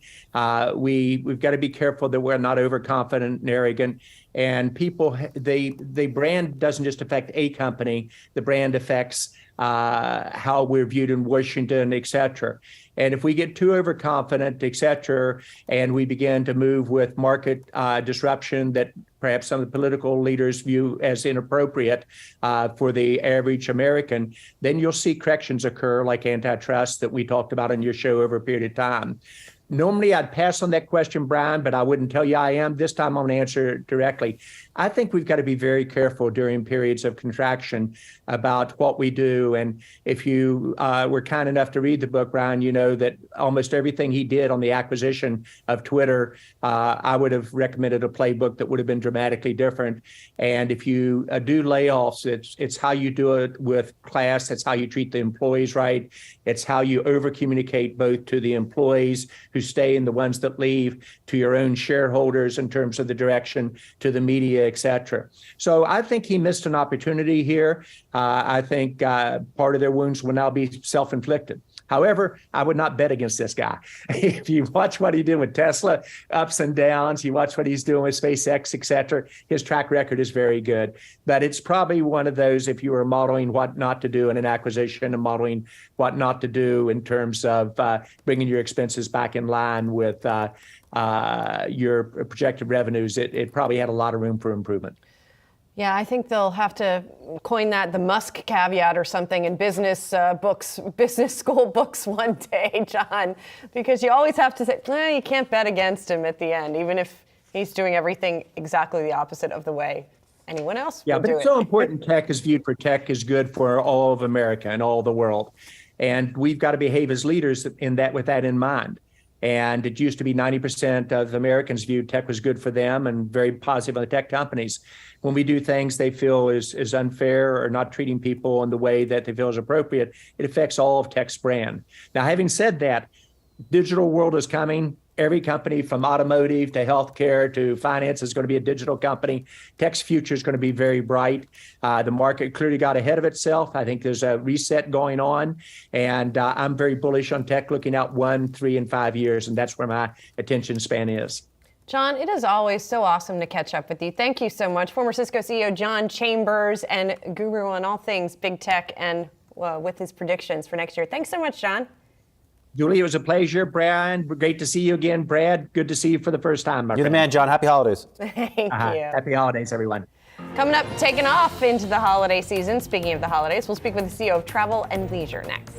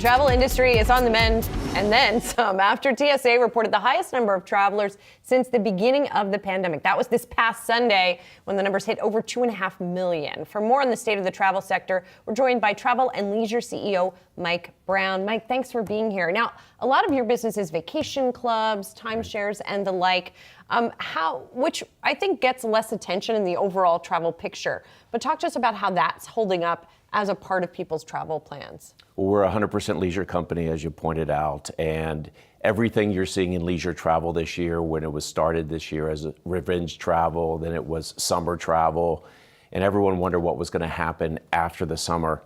It remains consistently strong. There seems to be no sign of weakness. Your TSA numbers, we're based in Florida, record numbers coming back to Central Florida, vacation capital of the world. So really no signs of weakness. Forward bookings look strong even into next year. Macroeconomic news, geopolitical, makes everyone want to sound hesitant, but it's not showing up in leisure travel. Julia mentioned timeshares, and particularly on the timeshare front too. You had a lot of boomers that had really bought into timeshares early on. So now, is there expected to be kind of this turnover or churn or roll off of some of that timeshare ownership, and whether or not it gets passed on to the next generation too? Well, the consumers change and the industry's changed. Let's just talk really quickly about our consumer. Average age of the new purchaser is under 50 years old. Gen Xers and millennials represent 70% of our purchasers. So the demographic is changing. What's not changing is people want a brand they can trust, and they want resort amenities that they know when they arrive to their vacation, they're going to get all the things a brand offers. What was interesting 15 years ago, coming out of the great financial crisis, was the industry completely changed who it was. It's led by branded companies like Wyndham, Marriott, Hilton, Disney, Holiday Inn, which represents about 80% of the industry. It is a flexible industry, whereas that misperception is you have to go to the same place, the same week, and stay 7 days. That's no longer the case. You can be in Mexico for 7 days in a 3-bedroom and then escape to our newest resort in Atlanta for 2 nights just to get an event or a sporting event in downtown Atlanta. You mentioned forward bookings were strong. Can you put some growth rates behind that, and how's the pricing on the back of that? So pricing, we've been able to increase our prices right along with what's happening in the general market. Come back to why inflation has actually been a benefit to us this year, but on the pricing side, really seeing an ability to grow and really no consumer resistance to it. As it relates to growth in bookings, we're seeing a really interesting trend occur. Our room nights are up from 2019, and already Q1 of 2023 is ahead of where Q1 was in 2020 before COVID hit. What's happening though is we're seeing room nights extend by about 8%. So this work from anywhere trend that we're seeing is changing how people are using our product. That consumer that maybe waited till work was done at 4 o'clock or 5 o'clock on a Friday is now escaping on a Thursday afternoon, working from anywhere. A lot of cases, our resorts, a 2-bedroom or a 1-bedroom with a dining room table on their iPad or computer, and they're getting away for longer periods of time. And we're seeing that trend stick for our consumer. All morning long, we've been talking about tech layoffs, right? And other areas of the economy where we're seeing some retrenching. We saw in the ADP report financial jobs dropped. You are on the other end of that, right? Yes. How much trouble are you still having finding good people to work for you? Well, first of all, we already have incredible people, and we are part of that 224,000 new jobs that were created last month. As long as leisure travel remains strong, hospitality is needing great people at our resorts and in our sales and marketing organization. How difficult is it? Yes, it is difficult. Not only bringing new talent into the organization, but as you can see, when people are leaving jobs, moving to other new roles, it's usually for money. So we really have a culture of hospitality, engagement in the community through our ESG efforts. And people, we try to retain them not only by being a great growing place to work, but also the culture we're creating. And you're raising wages also? Absolutely.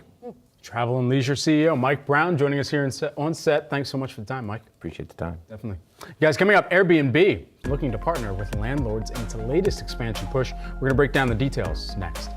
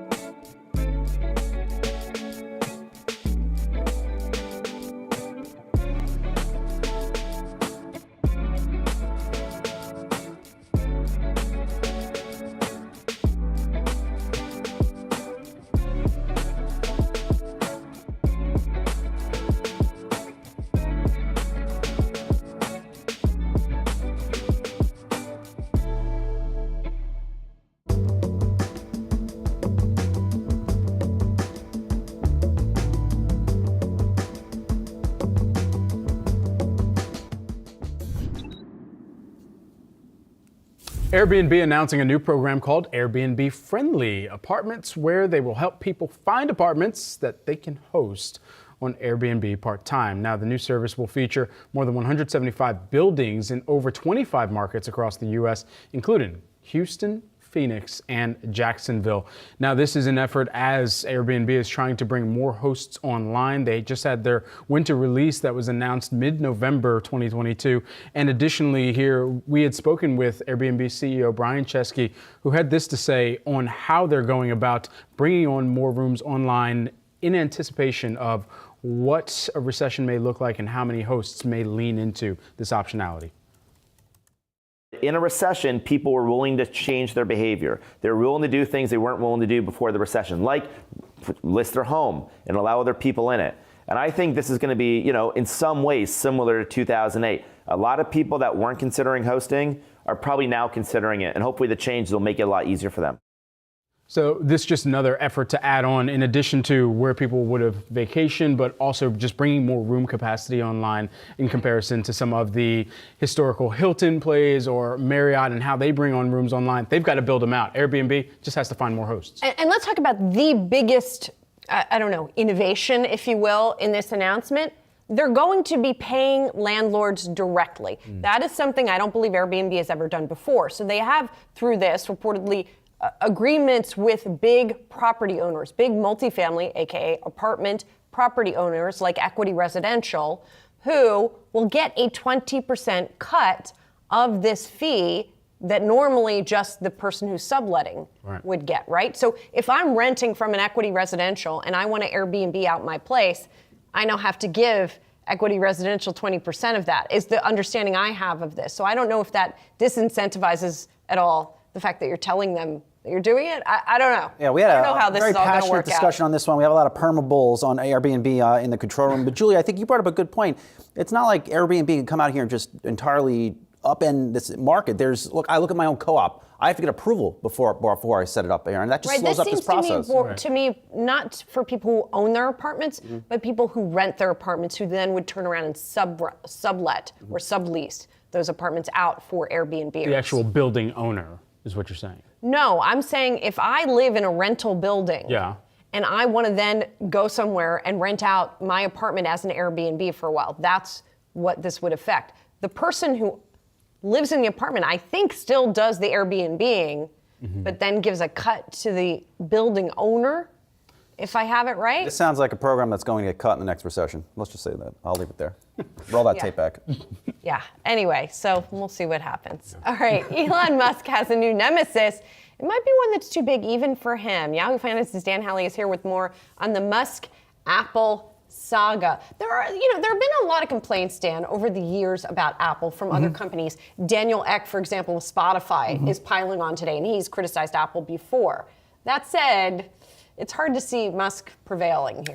Yeah. It's hard to see anyone prevailing over Apple when it comes to the App Store. Really, the big issue here is Apple and its control of the App Store and how it exerts that control. The company basically is the de facto way that you can get your apps on your iPhone or your iPad. Sure, you can use a web browser, so you could use Spotify or Netflix or, at this point, Twitter in your browser. The experience is going to be awful, though. It's not going to be anywhere near as good as an app. And, outside of just Elon Musk and Twitter complaining about Apple, Microsoft has complained, Meta's complained, Spotify's complained, Netflix has complained.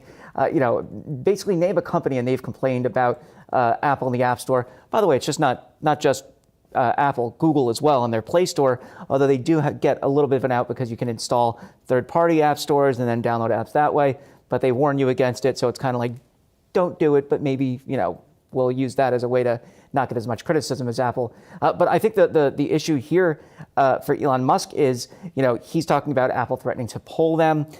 He's talking about the 30% fee, and then he's going on about censorship, which, from the standpoint of Apple, they've been criticized for that in other countries, specifically in China, and aiding that kind of censorship.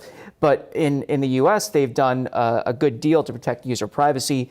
They went against the DOJ and the FBI as far as protecting user privacy, even in cases of terrorism. So, it seems as though that falls on deaf ears. I think really the issue here is whether or not the app would get pulled.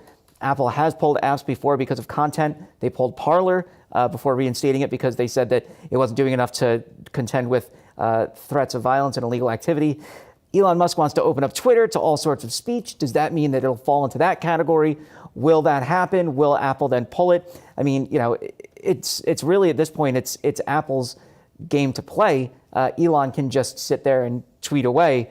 I don't really think Tim Cook's losing much sleep over this, though. Okay, so that was the next question, kind of. Is this having any impact on Apple? I think if they did decide to pull Twitter, I mean, that would be a problem, right? And part of the issue here is the kind of politicians that Elon Musk seems to be courting with his statements talking about free speech and, things along those lines. A lot of this has gone up to hate speech being out there and, can you have a platform that allows for hate speech and whether or not you should?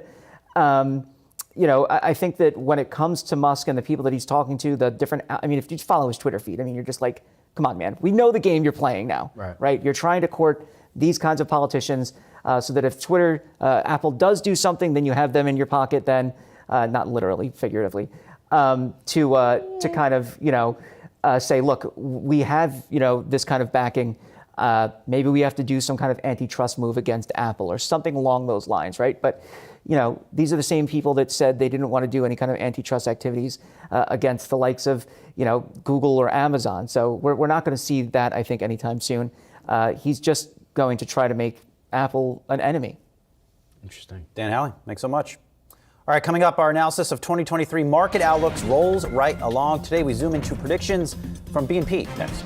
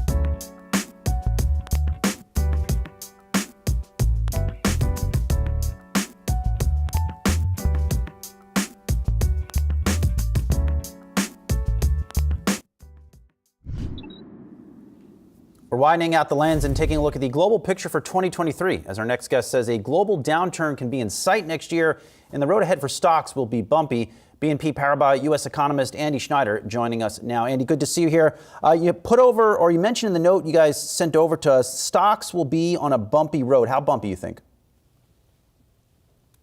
Yeah, well, thanks for having me.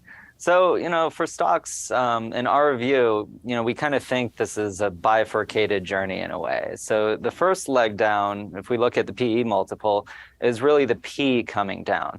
But for us, the next leg down is going to be the E. And this kind of links to our economic view, where we think we're headed for a recession. And we think it's going to be about 2 quarters, but by Q2 next year, we will be contracting in the economy.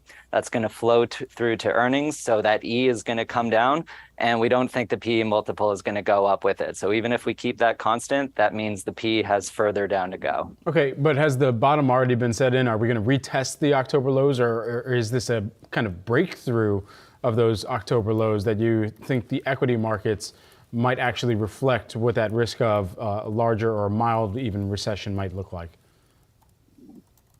No, we think we're going to go lower. And, when we look at kind of consensus earnings estimate, we think they're still a bit too high. They're not really pricing what we think is going to be a real recession starting next year. So, we think as we start to see more weakness in the data as we get in, those earnings estimates should start to re-rate lower, and you should see the stock, the overall market kind of retest those low and in fact break through it. Hey, Andy, what's been so remarkable about this period of time is that consumer spending has held up pretty well. The patterns have shifted, right? We were just talking to a travel CEO who's still seeing a lot of demand, but we've seen things like electronics on the wane a little bit. If we get into the beginning of next year and we're looking at what is effectively a stagflationary environment where the economy's contracting, but there's still hot inflation, where are we going to see consumer spending start to crumble? Where are you going to be watching? Yeah, it's a good point. And I think, for us, for the consumer spending side, there's like 2 things at play that are really important. Number one, this excess stock of savings, which is still present and still there. And in our view, it's about 1.7 trillion.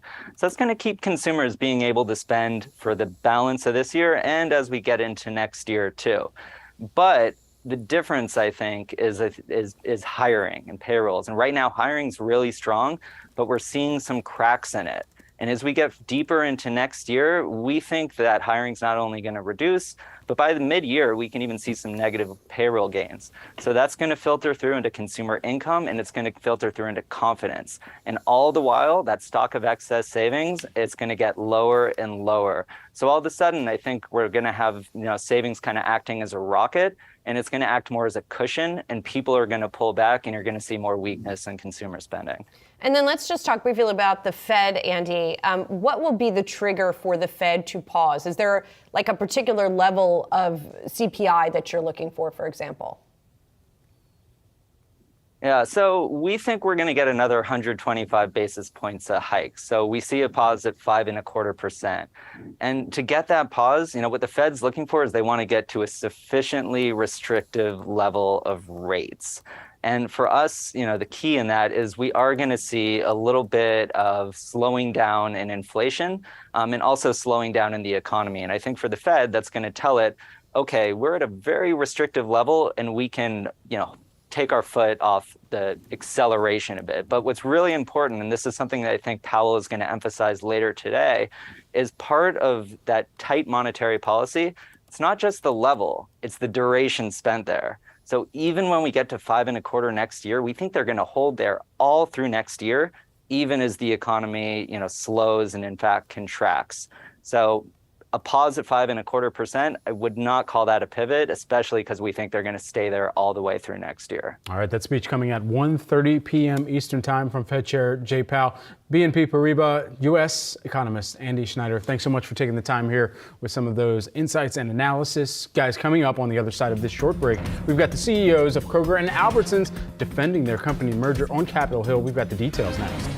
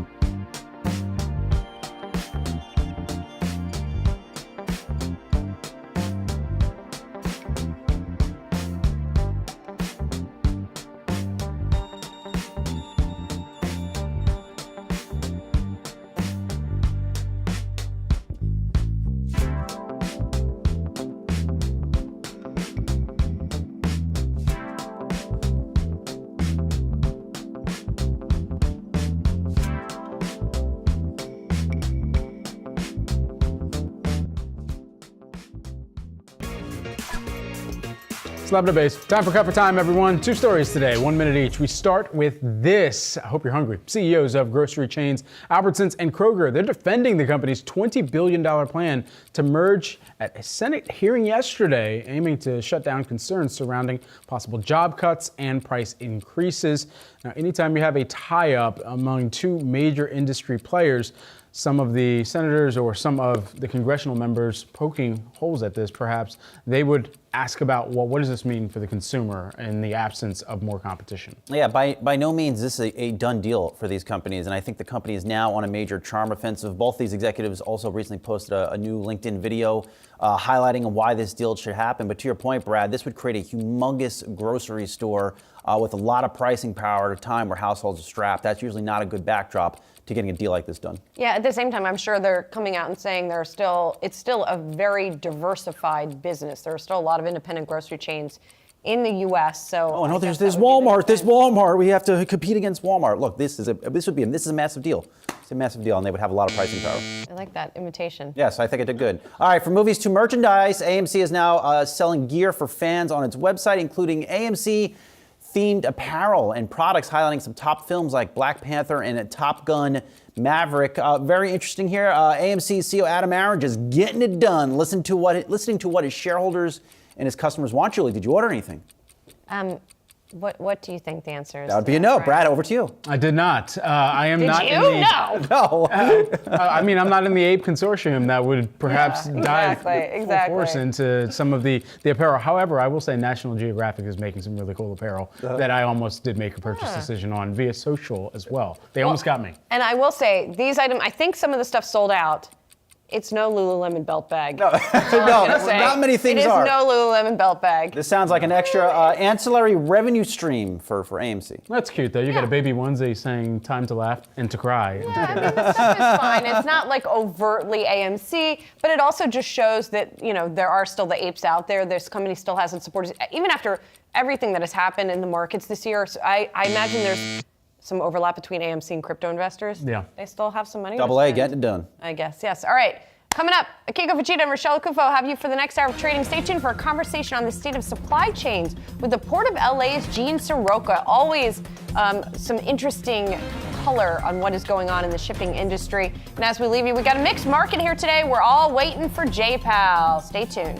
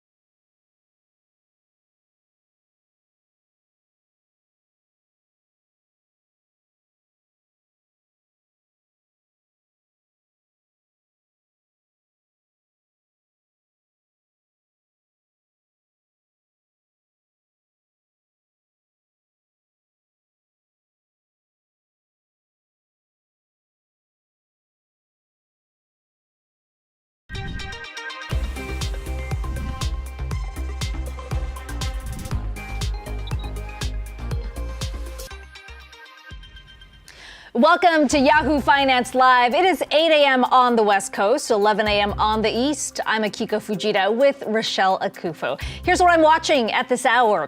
Pivotal moment for Powell. The Fed chair will give investors something to think about during the blackout period. With his speech this afternoon, his latest take on the U.S. economy comes as private payrolls miss the street by some distance.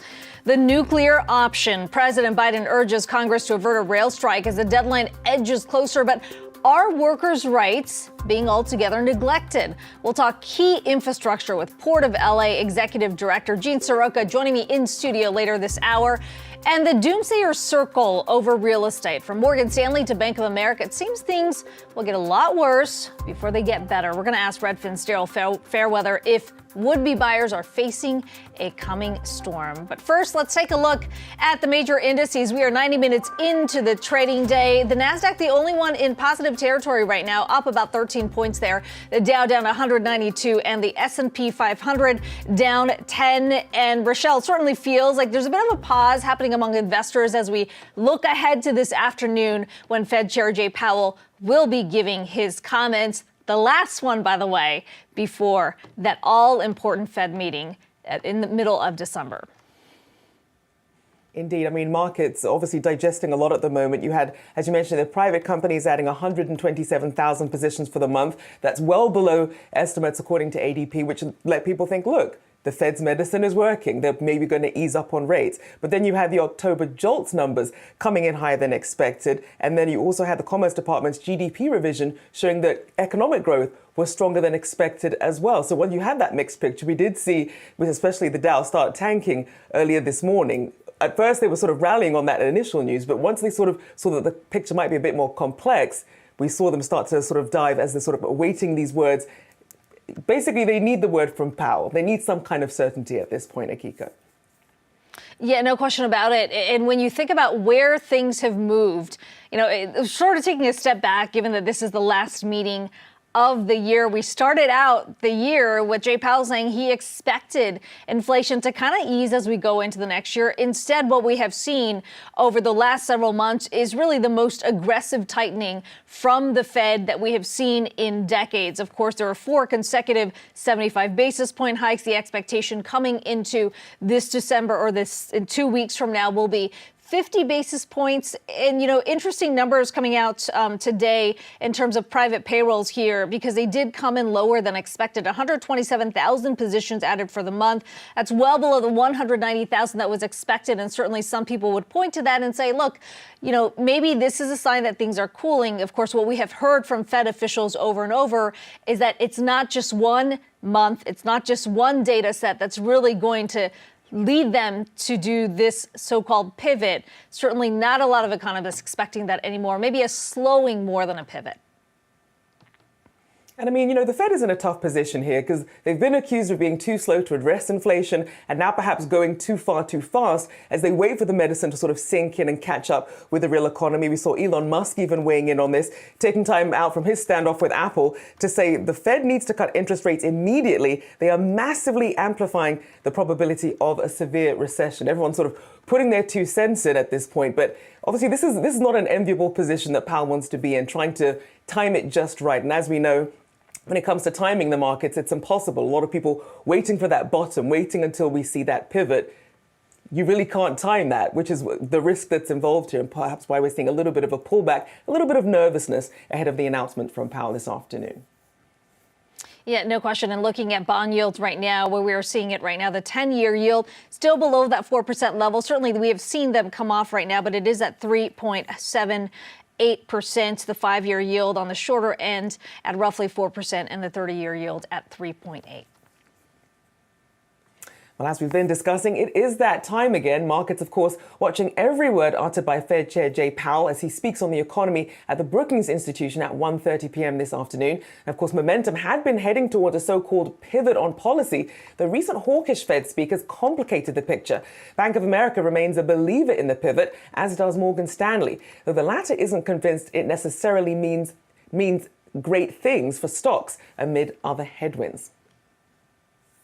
Well, let's continue the conversation on the Fed and how the markets are pricing it all in. We're joined by Gitu Sharma, Alpha's Future founder and investment manager. Gitu, you've been hearing kind of how we've been looking at the trajectory of where the Fed has moved over this last year. What are you looking to as we await those comments from Jay Powell this afternoon?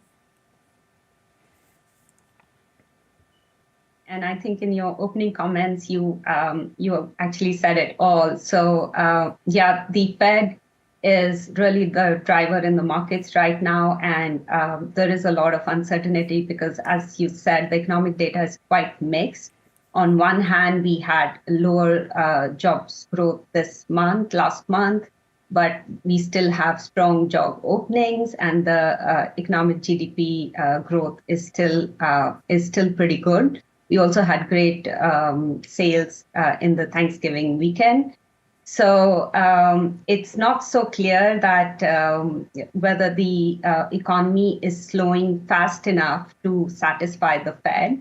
And so I think it's very likely that the Fed will stay hawkish. The market seems to be already pricing in the 50 bips rate hike. So I don't think the Fed is going to change that market view much by either being too dovish. So it's likely that they're going to err on the side of caution. And Gitu, when you have a data-dependent Fed, how much is enough data? Because when we were looking at some of the notes from the FOMC meetings, some of them still weren't convinced that they'd seen enough data yet to even go as low as 50. What's your take on perhaps what could be that tipping point? I think there are a number of factors which are still uncertain. And, if you look at it, the Fed wants to get to 5%, around 5%. We expect that to happen somewhere around first quarter next year. After that, they will pause potentially and see how the economy progresses, how inflation progresses. And many economists see inflation rate only coming down to 3 to 4% by the end of next year. So that does not really signal, that's still far away from Fed's 2% target rate. So even if the Fed then pauses after getting to 5%, we may not see a pivot straight away. We may actually stay at those high levels through 2023. So I think a pivot is still very far away, unless, of course, something breaks down in the economy, or if we have a sharp breakdown or a financial instability event, that could really drive a pivot. But until then, I think we are in this slow grind lower. It's a soft landing right now. It's not a hard landing right now. Gitu, on that point, though, you've said in your notes that you think that the market is simply too complacent when it comes to inflation as well as the rate cycle. In terms of messaging, what does Jay Powell need to say today to set the market expectations where you think it should be? So I think Fed is going to reinforce that it needs to be in restrictive territory. And given that the economy is not slowing fast enough, they will say we're not there yet. And that's my expectation, but I think that will keep the door open for them to change their stance if the data moves in their favor. So given that the market is already talking about a pause, a pivot, it's complacent in that regard, expecting inflation to come down, expecting economy to head into a recession. And, and 10-year yield is going down as well. It's 30 bips or so below 4%. So in a way, the financial conditions have eased in the last 2 months. October, November, we have seen markets go up. That all plays, I don't think the Fed is liking that. It all plays into what the Fed doesn't want. So it's going to be an interesting conference today, I think. And Gitu, just very quickly here, in terms of a recession, we're now seeing some estimates putting it perhaps in the second quarter, moving it further into 2023. Expectations for how deep and how prolonged you think it might be? So I really don't have a forecast for recession myself, but I think there is there is a chance that, given how strong the U.S. consumer is, that and given the that wages are still growing and job market is very strong, I don't know if recession is coming soon. I also think that China reopening, if whenever that happens in 23, could actually be very positive for the global economies, for global demand, and possibly it might also support or push up inflation. So there are a lot of uncertainties around that, and if we do get a resolution to the Ukraine war, that will give a boost to global consumption and demand again. So some of these factors have been weighing on the markets and economies for a while, but they could turn in 23 and could put recession outlook further out. True indeed. Well, great having you on for your insights, Gitu Sharma, Alpha's Future founder and investment manager. Thanks so much. Thank you so much. All right, turning now to take a look at some of today's market movers. We have Yahoo Finance's Inez Ferre. Inez, what are you watching? Rochelle, taking a look at CrowdStrike, the cybersecurity firm stock falling to a 52-week low, down 19% after its revenue guidance for the current period came in below what analysts had been expecting. The company seeing a slowdown in annual recurring revenue because small and mid-sized companies, those are pulling back on spending. Also taking a look at Workday, that stock is up 11%. The finance and human resource cloud companies revenue beat expectations. The company did narrow its subscription guidance for the full year, but analysts very positive commentary about the results for Workday. And then just taking a look at where we're at with NetApp, that stock is down 8%. The data management company cut its forecast for the top and the bottom line. Analysts noting that businesses have been scrutinizing their budgets, taking longer to sign on deals and reducing deal sizes. A little similar situation to what we're seeing with CrowdStrike. Morgan Stanley noting that NetApp's high-tech and service provider customers are now, quote unquote, more conservative with their spend. Guys? All right, thanks, Inez Ferrer, updating us there with our trending tickers. All right, coming up, Bank of America's CEO predicts 2 years of pain in the housing market as a host of expert watchers say a price crash is just around the corner. Is the doomsaying overdone? We'll get the full economic picture with Redfin's Daryl Fairweather next.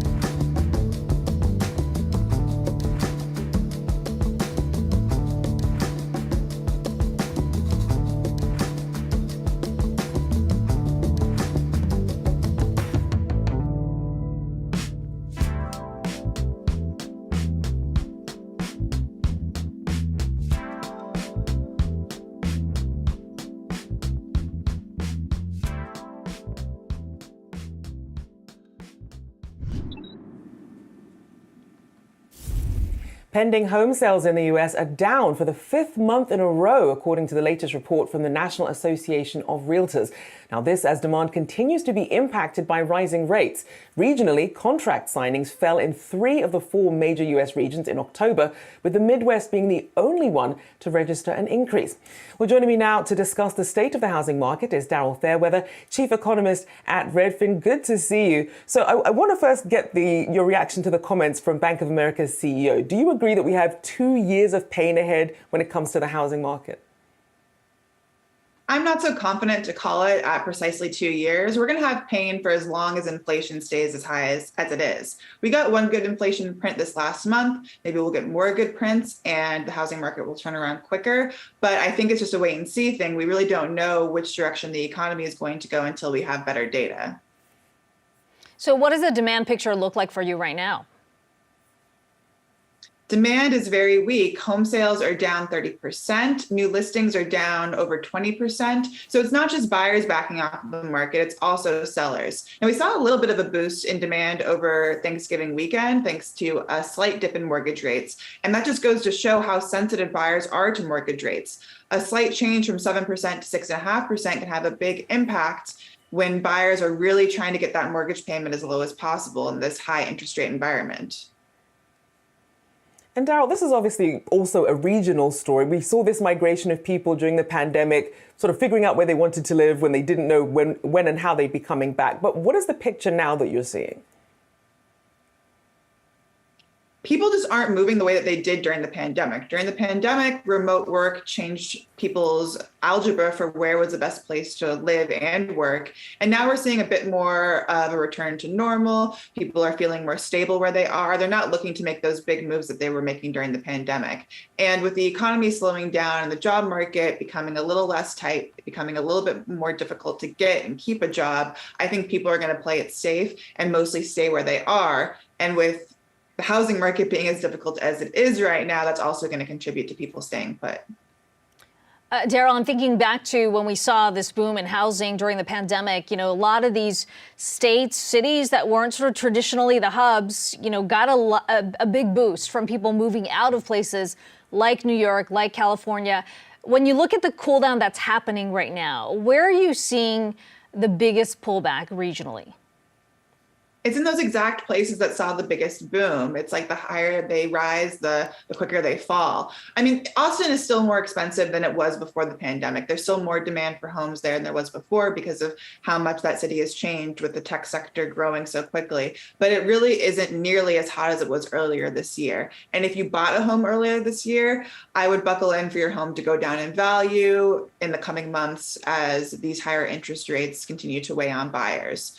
So those markets have always been volatile, those southwestern markets, and they go up the fastest, but they also come down the fastest. And Daryl, I want to talk about the impact of rents on what we're seeing in the housing market. I know Zillow estimates that over the past 5 years that rents have grown about 36.9%, but when you look at the average wage, that's only grown by 23%. At what point is some of this going to start leveling out? Well, the fundamental reason that rents are so high, that buying a home is so expensive, is because we don't have enough homes for everybody who needs one. And that's why the cost of housing is rising faster than other sectors of people's spending, and it's not keeping up with their incomes. It's a real problem and something that we need to face with local government and figure out how to prioritize building more housing, because otherwise, as soon as interest rates drop, those housing prices are going to shoot right back up along with rents. So I think what we're experiencing now is more of just a slow period because of what's happening with inflation. The long-term trend is still that housing is going to get more expensive. Redfin chief economist Daryl Fairweather, it's good to talk to you. Appreciate your time. Well, Airbnb is expanding its list of services, announcing a new platform that allows renters to host a spare room or their entire apartment when they're out of town. The company telling Yahoo Finance it thinks the program will help more renters benefit from hosting on Airbnb to earn a little extra money to help cover the rising cost of living. It's an interesting framing here, Rochelle, to pick up on the point that Daryl was just talking about right now. If you think back to where Airbnb started, it was really about a platform that allowed people to add a little extra income at the time of the financial crisis. And what we're hearing right now from the company is that that's exactly what they're trying to do with this program. You've got the rising cost of rents. A lot of people saying, well, when I'm out of town, it would be nice to be able to rent, but they have been confined many ways because of rules that have been placed by landlords. I think it's worth noting the numbers here, though. Airbnb showcasing 175 apartment buildings. We're talking about 25 major markets. So it's not a significant number, but it certainly offers a lot of people who would like to host some relief when they're seeing rental costs go up in a significant way. And this is obviously going to depend on where you are. We know that New York City and DC, not part of this conversation based on some of the local laws there. But even in these test markets that they have so far, they're estimating that the tenants have hosted an average of about 9 nights a month with an average income of about $900 a month. When you think of inflation and how wages aren't keeping up, that $900 a month could come in very handy for people.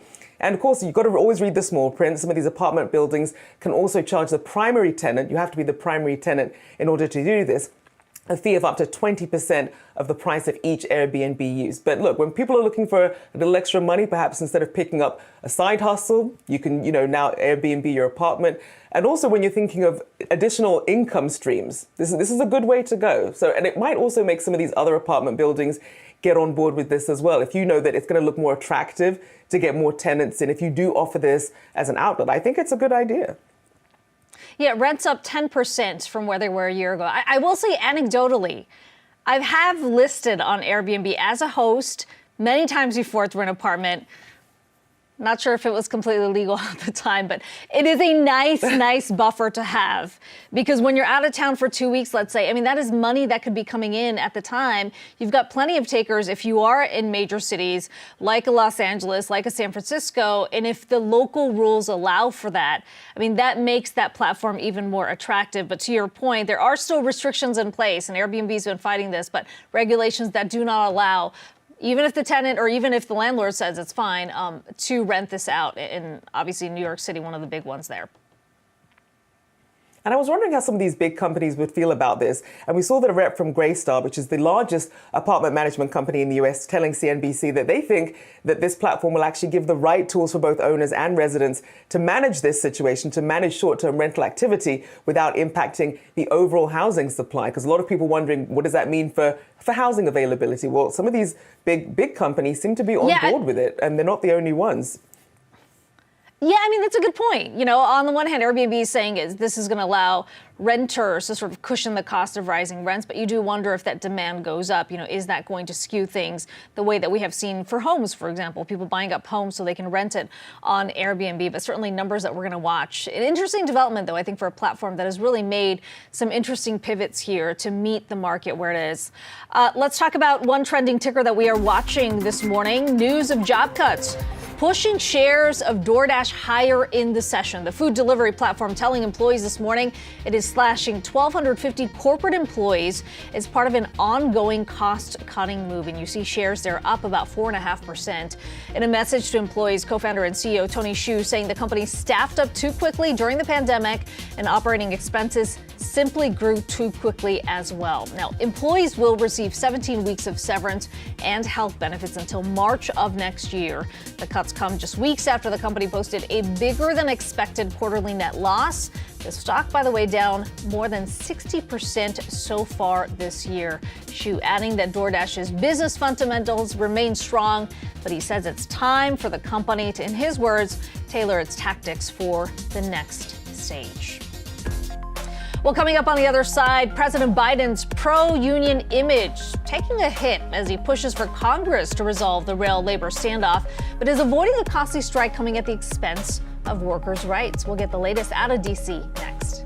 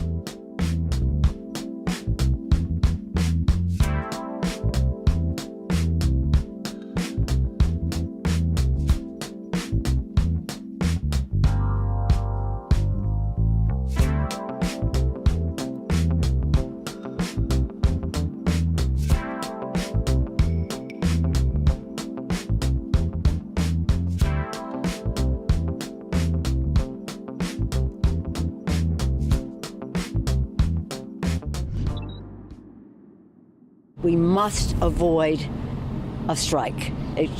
Jobs will be lost, even union jobs will be lost. Water will not be safe. Product will not be going to market.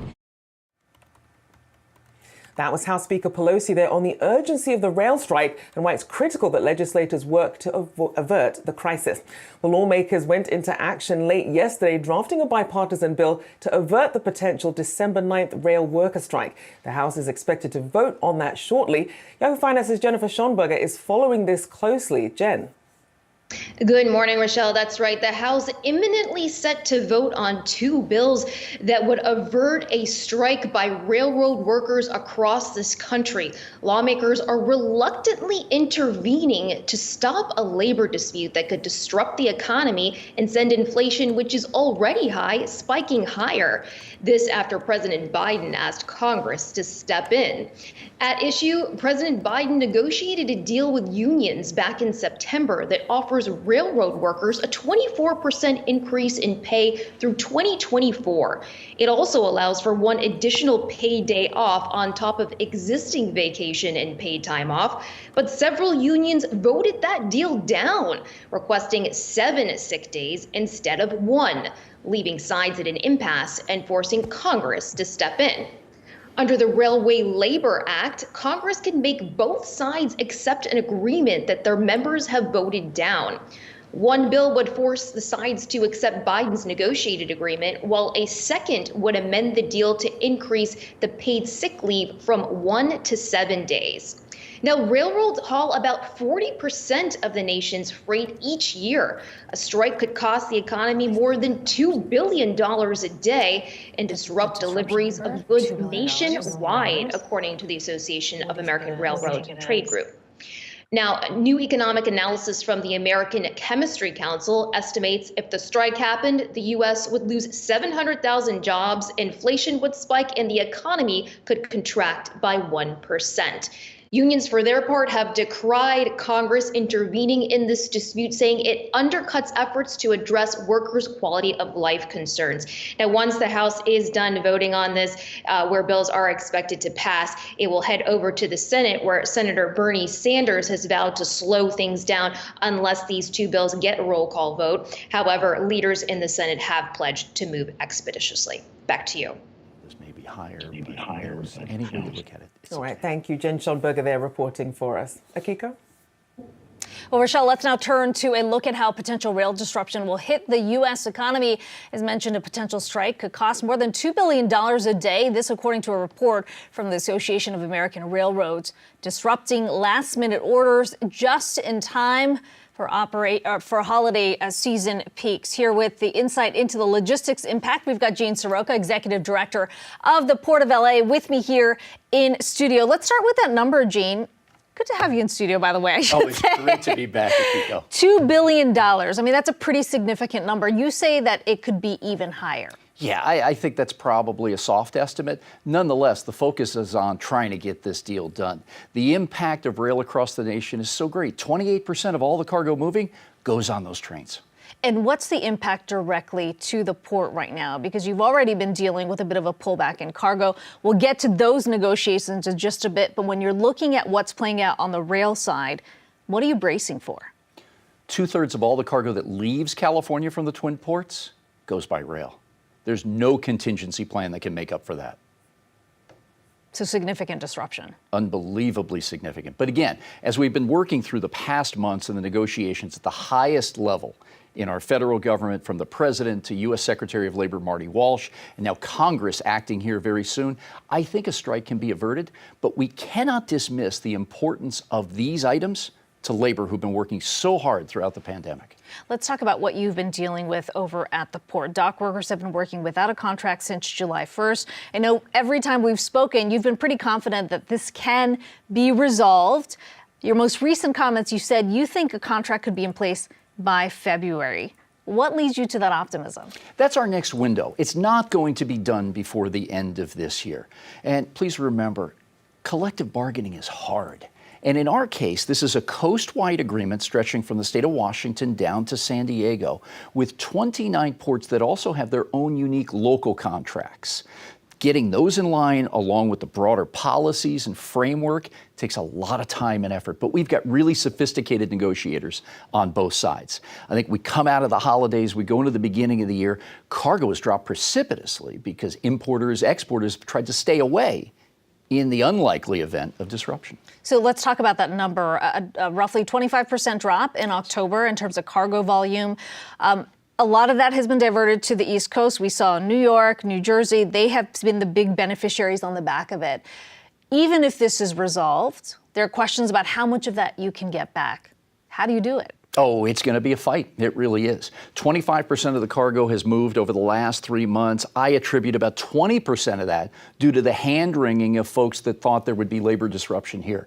Even though both sides, labor and management, put out 2 jointly signed press releases saying we will not lock out and we won't strike. Yet the market didn't want to get into the teeth of congestion for a 3rd consecutive year and became very conservative.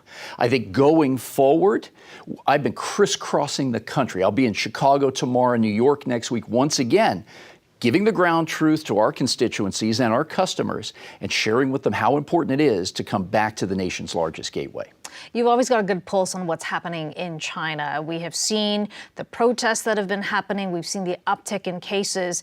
This is a bit different than what played out in the spring because we're talking about a larger region that's being affected, more exports that could potentially be affected. What's the impact to the Port of LA as you see it? I don't see a really big impact at this point because the central government and the ports have really focused on their long leg cargo that comes here to Southern California. My friend Yang Jun, who runs the Shanghai Yangshan Deep Sea Port, has been working around the clock to do just that now for the better part of 2.5 years. But every day we see something that impacts the supply chain, from subassembly to transportation and manufacturing. And it has to be said that these families have felt pressure all along during these years, whether it's education for the kids, going to work, simply going to the grocery store. So we really, our thoughts and prayers are with these folks, but the supply chain seems to be okay, yet there are examples like the iPhone 14s at the plant in Zhengzhou that are not going to move as quickly as we would like coming up on the all-important holiday season. Really quickly, we've hit on a number of issues, whether it's China, the negotiations happening on the rail side, negotiations with the dock workers. There's a lot of people watching at home saying, well, this is kind of a busy time with the holiday season. Obviously, you got a lot of shipments in the fall, but what's going to be the impact you think consumers should be looking out for? Yeah, I think you're going to have some pretty decent deals out there. There is discounting on inventory to try to push some of that older product out that's been sitting in warehouses for some time. The early take on Black Friday, Cyber Monday looked to be very encouraging. Foot traffic was good, so was click traffic, as well as sales. Now, those numbers will mature over the next couple days and weeks.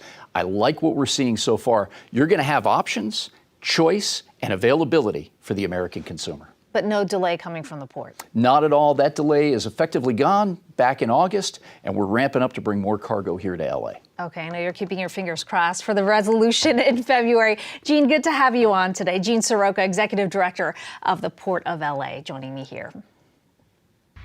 Well, coming up, it's being hailed as a major breakthrough in the battle against Alzheimer's disease, but safety concerns persist. How much of a game changer could cannab be? And is the FDA approval not far behind? We'll discuss next.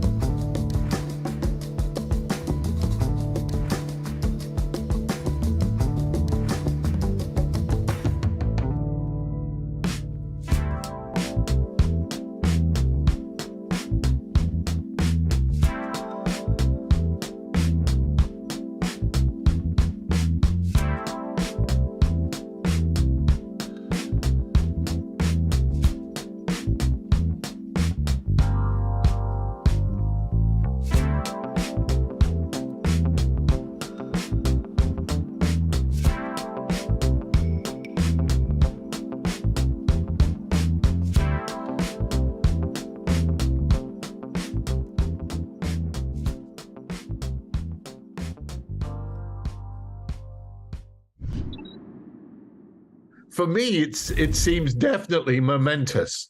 I think for patients, it's a real step forward, a real step forward. Well, that was John Hardy there, professor of neuroscience at the UCL Institute of Neurology. He joins many in the medical community to praise what's been hailed as a landmark moment in the battle against Alzheimer's. Experimental drug lecanemab becoming one of the first to appear to slow cognitive decline. Well, joining us to discuss is Yahoo Finance's Anjali Khemlani. Obviously, some cautious optimism here, but some welcome news for the community.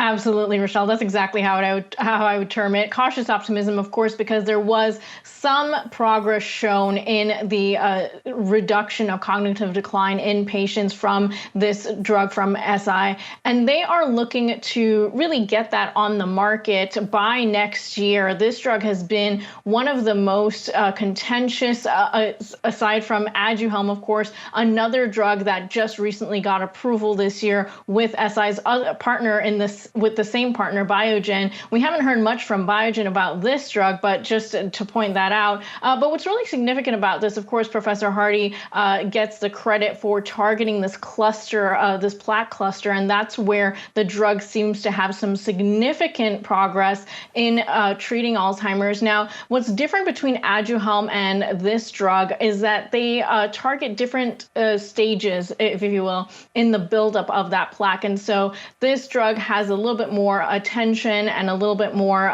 sort of energy behind it from those that are rooting for it, because it targets an earlier stage of that plaque buildup in the brain. And so with that, there are sort of debates about whether or not this target in the brain, this plaque buildup, this plaque cluster, is in fact something that is the right target to help slow Alzheimer's. And right now we've got two drugs looking right at that. Of course, two others, Roche and Eli Lilly, not far behind, also targeting the same plaque cluster. And so we'll be seeing that next year. But as of right now, SI looking at an FDA decision by early next year and then approvals across the globe by the end of next year. That's where things stand right now. Like you said, cautious optimism, definitely going to wait and see what the FDA has to say about all this. Anjali, shifting our attention a bit here from Alzheimer's to COVID, we have, of course, been watching the uptick in cases over in China. There's a report out from Bloomberg suggesting China might be poised for a fourth round of COVID vaccinations. What do we know about that? Well, China has been weighing this option. As far back as September, the Chinese CDC has talked about a well-timed fourth dose in order to exit pandemic lockdown, which of course we know is really the impetus for this decision. China has seen protests in the last several weeks and really in the last several days. Earlier this weekend, we saw the eruption of frustration that has been building in the country over the last 3 years as the country remains focused on a zero COVID policy and the impact that that has had on the economy. So now China has had to weigh, with this recent eruption, the idea of actually loosening restrictions, and the fourth dose would be part of that. They recently have been pushing for booster doses, that third dose, and have had little success with the older population, which is really the target globally of these additional doses. So China now has to weigh its decision in that realm. Anjali Khemlani, thanks so much for that. We'll be watching, obviously, the developments over in China very closely. Well, the crypto fallout continues as the world's third biggest exchange says it will now lay off 30% of employees. The group pointing to a slowing macroeconomic picture. It's the second announcement on job cuts today after DoorDash announced those cuts that we mentioned earlier, 1,250. As we look at where the crypto space is, we have seen a rebound, of course, since that big collapse coming on the back of FTX's bankruptcy, with Bitcoin right now still below that $17,000 handle, but still at 16,887. Well, former Chinese leader and General Secretary of the Communist Party, Jiang Zemin, has died at the age of 96. He suffered from leukemia and experienced organ failure. Jiang rose to power in the aftermath of the Tiananmen Square protests back in 1989. Though he was seen as a divisive political figure, he presided over the nation at a time of fast accelerating growth and development. We'll be right back.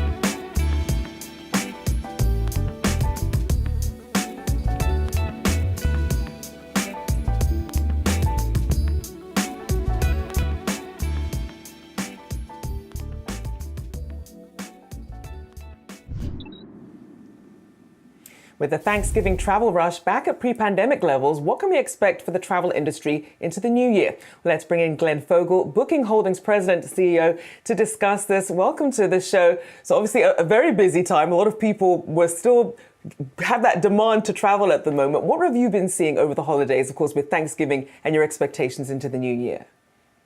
Well, thanks for having me. It was a very good Thanksgiving travel in the United States. We're a very global company. Obviously, Thanksgiving is just the U.S., but travel's been booming. We just love this recovery. Third quarter was wonderful, and it's continued on. And we saw a lot of people over the weekend who were traveling. I was traveling, so I know it's been crowded, but it's just great after this terrible pandemic. People finally getting going. We're loving it.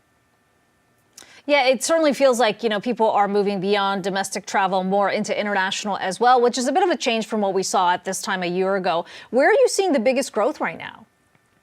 Well, you're right on that. And it's true because of those shutdowns. It was so hard to travel. And the U.S. in particular was being very cautious in letting people come and visit us, but it also made people a little scared to go out of the U.S. because they're afraid, what if I'm not able to get back here? So it's definitely picked up. One of the things that I'm really pleased to see is Asia's been slow in the recovery. They've had more trouble getting themselves going. They've had more restrictions. But one of the things we talked about in our earnings call was September was the first month that we had Asia going more than they did in 2019. So we love seeing that and that coming back. Certainly Europe's been doing well. The U.S. has been leading, really. We talked in our third quarter. We had almost 30% room night growth in the third quarter in the U.S. And that's what we just love the fact seeing that going well. And as the parent of Priceline, Kayak, and also travel adjacent services like dining with Open Table, what have you been seeing in terms of sort of these travel adjacent businesses as well? Well, and I think anybody who's trying to get a reservation in a restaurant recognizes that it's pretty crowded. And it's one of the great things about our Open Table service is people being able to look at a lot of different restaurants, choosing what's available, because a lot of places there's not a lot of availability. And it's a great way to make sure you have a table to go look at it. And we see people want to go out and be with people. It's what happens if you're shut down for 2 years or so. People once they can go out, they want to go out, and it's something that we have seen. Anytime a country opened up in restrictions in this pandemic, we saw people immediately jumping, whether they want to go to restaurants, whether they wanted to get on a plane or go to a hotel. We saw people wanting to do that. Glenn, we've been trying to get a better gauge of the impact inflation has had on any travel plans. We have heard over and over from those within the travel space, whether it's an Airbnb or, some of the rival hotel companies, that they haven't necessarily seen a pullback or cancellation in some of these plans that were set in place for the holidays. What are you seeing that suggests that maybe those travelers are starting to tighten their wallets a bit? Any headwinds coming from the broader macro environment we're seeing right now? Well, we really haven't yet. And we talked about that on our earnings call, how people are still traveling. Now, there's no doubt the prices are a lot higher than they used to be. And we talk about the average daily rate at a hotel for us. And we talked about that. It's 28% in a constant currency, looking around the world, different currency changes. That's a big increase. Yet people are buying it. And if you buy a flight, you recognize it's more expensive than it was in 2019. But people are definitely still wanting to go and travel. Now, some people are saying, well, it's a little bit like that old cartoon with Roadrunner where Wile E. Coyote goes off the cliff and his legs are still going, but he hasn't looked down, so he hasn't started to fall yet. People saying, well, that's what this is in a travel. Just in a couple of little while it's going to happen. I have no idea what's going to happen, 2 months, 3 months, 4 months, 5 months. I do know right now people are traveling, and we even see we look at our forward bookings. So we can look into, let's say, the first quarter. We see how much business do we have on the book so far. And we compare it to, say, 2019. And we saw for Booking.com on a euro basis, up 25% gross booking. So there's obviously a lot of demand there. And Glenn, just quickly, because I know you've been talking about travel's role in climate change, and you've recently announced a new program. Talk about that program and what your expectations are. Yeah, so look, we recognize that our mission is to help everybody experience the world, but it wouldn't make much sense if there's not a world worth discovering and experiencing. So we want the world, we recognize there's a climate issue that we all have to deal with. We all saw recently at COP27, and we saw what's going on in Egypt, how are we going to deal with this? So we doing our part. We came out with a travel sustainability program, and we have a thing at Travel Badge we give to accommodations that are really doing the right thing, trying to be sustainable. We have over 400,000 properties now that are part of this at different levels of sustainability. The ones that are the best get the most, the best bet, so to speak, make it simple. And what we want to do is make sure every one of the companies in our group is part of this program. So we have not only Booking.com that led it, but we have our Priceline.com, we have Agoda, we have Kayak, we have everybody who we want to have be able to show this sustainability program to make sure that people have an option to try and see which hotels are really the ones who are doing the right thing for sustainability. We know it certainly matters to travelers, so we appreciate you doing that. Glenn Fogel, their Bookings Holdings President and CEO, thanks so much. All right, coming up, back in fashion. It's been a tumultuous year for corporate credit, but is this the right time to test the waters? Amazon thinks so. Find out why next.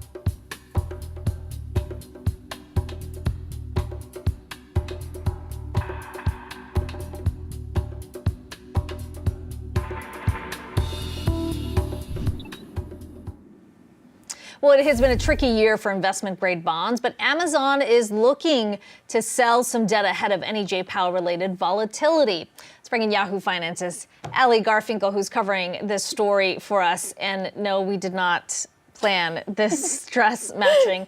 But let's talk about the bonds here, Ali, because, this comes as we heard from BlackRock saying that corporate bonds are kind of back in vogue, even with those higher rates. Yeah, I mean, and this is also the second time this year Amazon is looking to sell bonds at Kiko, right? And the target size of this offering is about $8.25 billion, and it hasn't closed yet. It closes December 1st.